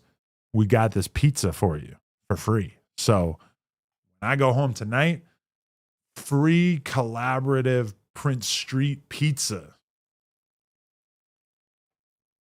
Yes, I'm feeling pretty cool. Getting some freezer. So, yeah, I'm pretty excited about that. That's kind of cool. I'm not going to lie. Anyway. That's fine. That's good content. But you got to be able to have the disagreement and then move on. Let me please speak.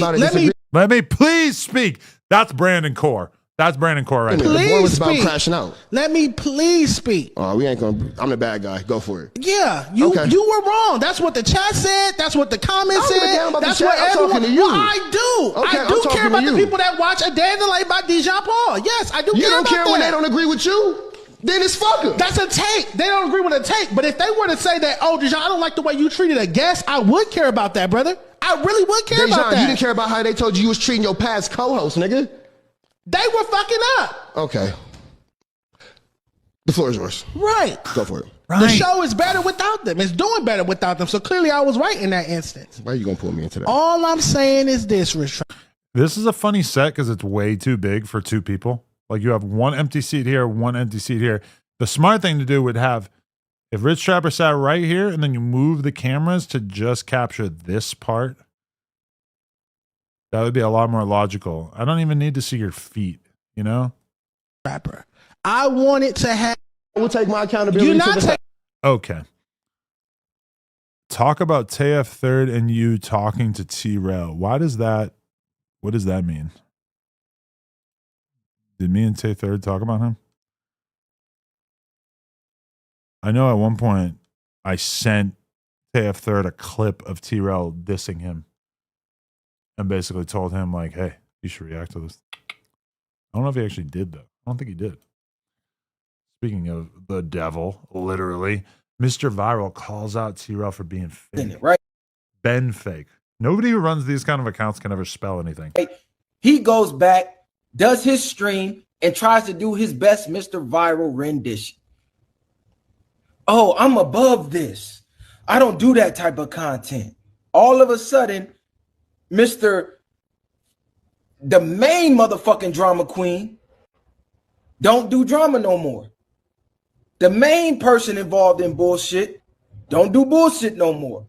The main person running plays, acting like he firing smack, is all of a sudden he's above the drama. He just had this awakening. No, I woke his game up. I woke his game up. Let's just keep it real. And this ain't even a diss to T-Rail, even though his brother exposed him too. That whole episode he did with us, I didn't see this episode. So is it actually accurate to say that Viral was the one sort of running shit in there and basically like making it interesting? I don't know. He did that by force. He did that by force. Go watch the episode. I just was on there with Big Deal. Go watch towards the end where Big Deal said, oh yeah, T-Rail pretending like he fuck with niggas, really making phone calls behind the scene to third parties, which was the reason why P Nice showed up to the episode unbeknownst to us, because he wanted somebody there because he didn't know if it was going to get too real for TV. But he know at the Viral way, they finna crack regardless. They on their way up. They making noise. Can't nobody stop them. Let me act like I'm helping them. So when they get to where they going, it looked like I'm on the right side of history. I want to be on the right side of history. That's what that was, bro. T-Rail just wanted to be on the right side of history. He really don't fuck with us, and he really didn't want to fuck with us. I just went so hard on that nigga and was putting belt to ass on them niggas that he said, you know what? I can't keep going at this nigga because that nigga is showing the chinks in my armor. That's what really happened with that whole thing, right? That's why the energy in the room was weird as fuck when we was there. Niggas was nice as hell. It wasn't none of this, all this extra, we don't need to be helping people energy. None of that was going on, bro. He waved the white flag, but he really didn't fuck with us, which is fake as hell to me. Because he's sitting here telling King, man, why you sitting down with people you don't fuck with or we don't fuck with? But he did the same thing. That nigga didn't fuck with us for real, which is why he tried to turn the fans against us and then hit it as content. So he sat there telling King, oh, everything ain't content. Niggas be hiding disrespect behind content. But that's his whole playbook. That's his entire formula. He disrespects people and then says it's just content.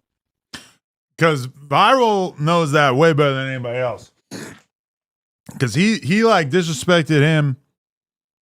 And then like all you got to do is go back and watch the first time the Viral way went on Back on Fig. Like T-Rail basically tells him right to his face, like, yeah, I dissed you, but it was just to turn you up and get some heat going so that when you finally came on the podcast, it would be more exciting. And Viral, who is like, you know, I'm gonna be real, he's like closer to like an actual normal human being who doesn't, he's not fully content brained. Not to say that he doesn't like, you know, think of what's gonna go viral or what's gonna do good, but he's not like completely retarded off the clout like the way that T-Rail and to a certain extent me are. You know what I'm saying? So like, you know, he's like kind of astonished by all this bullshit that T-Rail does, where like he just basically acts like he's your homie. And then when it comes down to it, or no, he acts like he's your op. And then when it comes down to it, he's like, it's just content. It's like, oh, we never thought about that one before. Let's just keep it real. He tried to little boy me. He tried to little boy the platform Once I showed, no, nigga, grown men over here, you can't do that. Then that is this content, man. I really fuck with y'all. That's the whole reason that these niggas is in the chat right now hating. Talking about fuck where T-Rail stick his nose in it, right? Okay. Now, I guess this is what the other person was talking about, is that Taya Third, I guess, teed off on these guys today on the show. Me to the show, but I was with it at first, but then I turned it down because, like, I'm just going to make a mockery of him. I just be on Hoover. If you look at Smack old video, like I said, I was like 14, 15 years old in Cub video. I just never knew that I would outgrow Cuz, like, maturity-wise. Like, he just soft to me. Yeah. We can chop it up, though. Like, T-Real ain't beating nobody up. Bro has one hand. Let's just stop that right now. But I'll talk to Cuz, but you got to come up here and talk to me. Damn. T-Real really not from Hoover, so it really don't matter. You and T-Real, nigga. I just don't like I don't Cuz. Like, know he just what be the talking fuck like, going on with Cuz like a freaky crip. Cuz, like, he just be talking freaky shit on the side. Like, Jessica? Bro, yeah, like, Cuz, come talk to me. My nigga, like, matter of fact, he invited me to the show, but I was with it at first, but then I turned it down because, like, I'm just gonna make a mockery of him. I just be on Hoover. If you look at, I think you should pull back up, make a mockery of him, give him a hard time. Because I've never seen anybody pull up on T-Rail and have T-Rail actually like put up a fight. Like I only ever seen him kind of just like talk shit. Then he gets around the person, and then he don't really stand on all the other shit he was saying.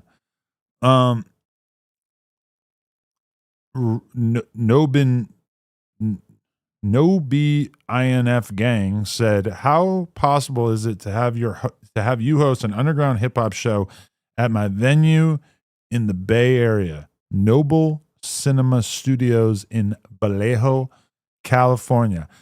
I'm not gonna lie. If I got to take my time away from my family to go do something over the weekend, it could definitely cost some money. Definitely, I would not want to like say my rate on here, but basically I would be happy to take part in something like that, but I would definitely have to get compensated because otherwise it's just not really gonna make sense for me to go out of my way like that. No offense.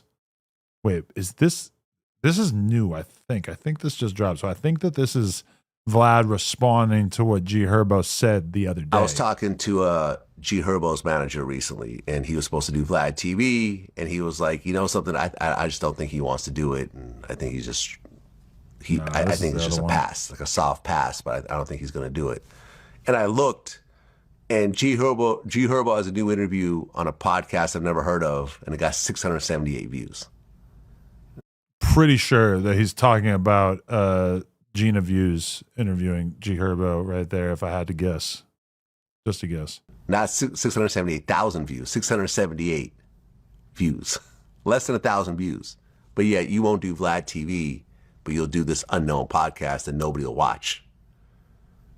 But you won't do the platform. Why do you think that is? Okay, but this is a bad argument for a video like for Vlad to use here, because it's so easy for the person to say, like, if the main reason why you're saying like you should do my platform, if the main reason is just the fact that we get a lot of views, that makes it so easy for the person who's being accused of making a bad decision to basically say like, oh, well, I don't give a fuck. I don't care about doing your platform. I just want to do platforms that I like, and I think your platform is bullshit, and so that's why I didn't do it. Like, saying I get more views than these other platforms is not really a good route, because it's so easy for the rapper to say, yo, I don't give a fuck about how many views it got. I just wanted to fuck with real people that I like, and I don't like you, Vlad. That's why this is not a good argument for him to basically put out there. For me, I would like personally, I think it would be way more advantageous or beneficial to like diss the podcasting ability of the person. You know what I'm saying? Just because like, if I said like, yeah, you would rather go do an interview with somebody who's going to ask you bullshit questions that nobody cares about versus, oh, you could have came and did a podcast with me where I'm going to actually ask you all of the pertinent things that are at the top of people's minds. That's actually more of like an accurate and noteworthy way to call him out, I think. You know? Anyway, this is going around. 6ix9ine talking about G Herbo, seeing him in the club. He didn't see me install.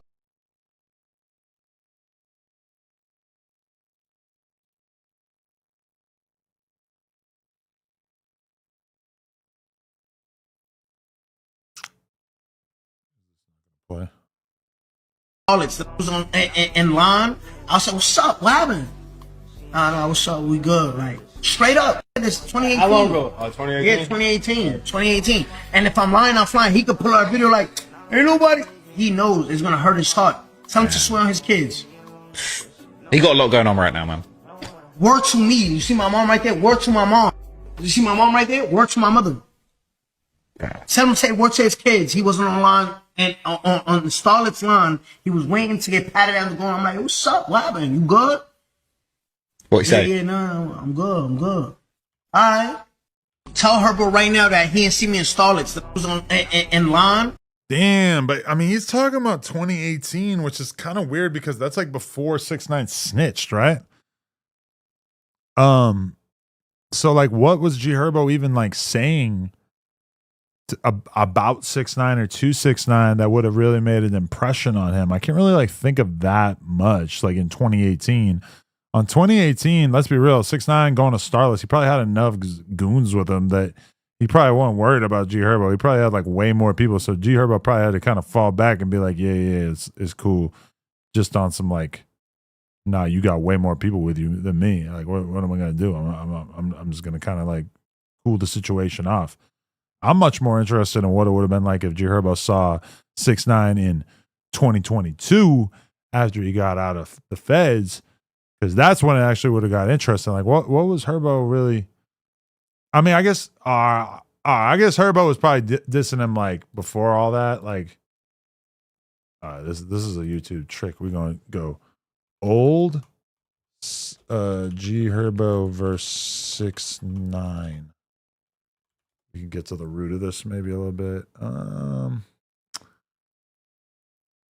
FBG Duck versus 6ix9ine. God, we really took this kind of content for granted.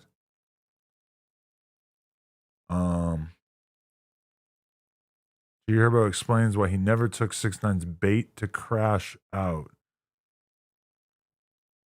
Yeah, I mean, I'm not really seeing a lot of stuff from like back on the day. 6ix9ine goes off on G Herbo and says he has herpes.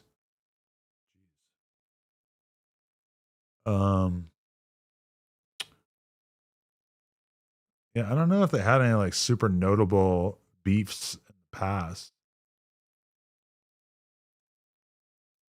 But yeah, I mean, like, if you're G Herbo, that's just straight self-preservation. Because it's not like he's like turning it down with somebody who is like in his mind his equal. He looks at 6ix9ine like a goofy. Let's be real. At that time.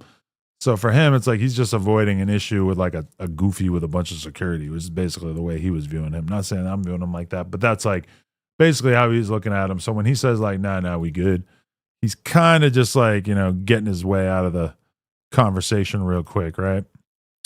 That's what I would assume. That's what it feels like. Anyway, oh my God. This is too funny. So Flacco posts this. On land, man. Yeah.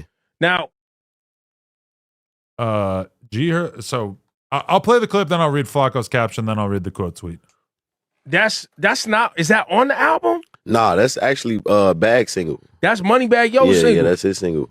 With the family scenario being the way it is, how do y'all? What's the politics? Y'all smooth. Yeah, for sure, man. We just, we players, bro. Like, you know what I'm saying? Like, Life is life. Yeah, life is life. Life is great. You know what I'm saying? Like, just the whole, what they call it on Instagram, whatever, blended family or some shit. It's just like, it's just family. It ain't even blended family. It's just family. And in he's a general. good dude. Yeah, nah, for sure, yeah. And he's a Fuck real with him. person. Nah, so he's solid. that's when it goes left. He's solid. It goes left when people's frauds. Yeah, for sure. Most grown men can't handle it because they're not secure. Yeah, nah, for sure. Like, we ain't never had, like, no type of misunderstanding at all. For Yeah. real, for real. It was just really just when we gonna do music type shit. Like, you know what I'm saying? Like, yeah, we did the song, the shit hard, like super tough. Who reached out to who? Who had the beat? Whose idea was this? Beat on land.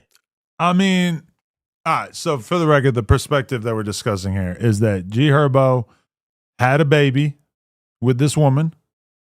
At least one. No, I think one. I only see one baby right there. And then they break up at some point. Moneybagg Yo starts dating her. I don't think Moneybagg Yo put a baby in her, but obviously, like, you know, if G Herbo is gonna, you know, on Christmas time, he's gonna want to spend time around his kid. His girl is now with Moneybagg Yo, so it just makes sense if he's gonna spend time around his kid, probably gonna be around Moneybagg Yo. I'm gonna be real. When you're in that situation with a goofy, with a random, I could see it being an issue. But I mean, from my perspective, it's like Moneybagg Yo and G Herbo, if they really actually have respect for each other. Now, granted, they are in the same profession, so they have a reason to be cool with each other, to show respect for each other, etc. The same way, like, if there wasn't a baby involved with this, G Herbo sees Moneybagg Yo, what's up? How you living? Good to see you. Yeah, what's popping? All right, good to see you. Yeah. I mean, you know, you just keep it real on some like regular respect shit. I mean, can you not do that just because, you know, it's easy for G Herbo because Moneybagg Yo is dating his leftovers, basically, technically. You know, I don't think there's anything wrong with that. Like, it's easy for G Herbo to be the bigger man. I could see it being a little harder for Moneybagg Yo because he's the one who's got to live with the reality of G Herbo, you know, having sex with and creating children with your girl. But I mean, that's back in the day. That's what she was doing a few years back. You've been with her for years and years now. You trust her enough to be in a relationship with her. Who gives a fuck? For me, I personally feel like I could be the guy with the kid. I could be the guy dating a woman after she has a kid with another guy, which is probably not the most surprising thing in the world given my reputation. But as much as that might be kind of difficult, I could do that. Okay. Now, Flacco, who, let's be real, has very little life experience in this regard, says, and this tweet, 3,000 likes. Okay, it didn't go crazy, but G Herbo is a better man than me. He said he never had an issue with Moneybagg Yo, even when he started clapping his baby mama Ari's cheeks. So doing a song with him was easy. I'm not Herb. You crack my baby mom, I'm up in pole whenever I see you. Number one, Flacco, up in pole is crazy. What the fuck are you talking about? But I mean, yo, he never had an issue with Moneybagg Yo, even when he started clapping his baby mama's cheeks. I mean, if it's really your baby mama, if you really do not fuck with her anymore, if you really don't have, like, listen, if you two are still in a secret relationship and then she starts fucking him at the same time that you're fucking her, I could understand the issue. If you guys separate, she's got the kid, you guys are separated, and then she starts dating another guy and he happens to have the same job as you. I mean, as like my concern, if Lena and I were to separate, my concern is that you're not dating a weirdo. I don't want you dating a guy who's going to be abusive, aggressive, angry on some weird shit, etc. That is a big deal. But this guy, from everything I've seen, pretty reasonable, pretty level-headed, not a buster, and has money. I mean, it at least gives me the launching pad to think that you are going to be a positive influence on my kid and that things could be okay. Now, keep in mind, Flacco said, I'm up in pole whenever I see you. This guy quote tweeted him, I'm up in pole whenever I see you. And these are the 4 screenshots that he put. Yo, these camera angles do Flacco kind of dirty because it puts his legs like closer to the camera than his face, so his thighs end up looking bigger than they actually are. Up in pole is crazy. This guy got 23,000 likes and 2,600 quote tweets or retweets off of saying that about Flacco. I mean, that's kind of crazy. That means 23,000 people liked this joke enough to click the like button. That means there's 23,000 people that are in on the fucking fact that this is kind of funny. That this is, I mean, really, this was So funny that it necessitated surgery. Things had to be done to the inside of this man's body so that this would stop being a thing. Shout out to Remo in the back. I'm just saying, that's pretty funny. That is pretty funny. Wait, okay. So there's one more thing that is in the title, which is Wack lying to. I think Wack did a little bit of lying to Adin Ross, allegedly. Gotta try to find that. No? It was just Wack saying, oh, it was the prison conversation. I don't know where it is. I don't think I'm going to get to it. Either way, yeah, Wack basically told Adin Ross that he's like been in and out of prison his whole life. Which is, you know, not really accurate as far as I know. But pretty funny. We're going to have to press him about that. Either way, okay. I gave you guys a good 3 hours. My goal is to do 10 hours a week going forward. I would say we averaged about 2,000 viewers the whole time, which is honestly pretty good. We have about 22,000 views on the vlog. On the VOD. I'm going to go home. I'm going to take part in this free pizza that we have been given as a result of being influencers. People are acting like it's no big deal to get some free pizza. I'm telling you, this is high quality pizza. These pizzas are like I'm going to say $25. Maybe more. This might be $50 worth of free pizza. That's pretty good. Anyway, I appreciate you guys for hanging out with me. Definitely trying to get in 10 hours a week. That's my goal. Unfortunately, tomorrow, I was already looking at it. It's not looking that good because I already have 2 different interviews that I have to do, but one of them is going to be live tomorrow. So that's pretty cool. Wait. Uh-oh. I just thought of something. Tomorrow. Ugh. Yeah, we're supposed to be live at the same time as the news. Maybe I can get them to start a little earlier. King Pill messaged me and said, "You are childish." Dude, you are childish. I didn't actually read your text, so that makes me not childish, because if I was really in a childish mood, I would have fucking read your text and that would have been way funnier. But yeah, we made some good content today, I think. Crazy how easy it was to do 3.5 hours.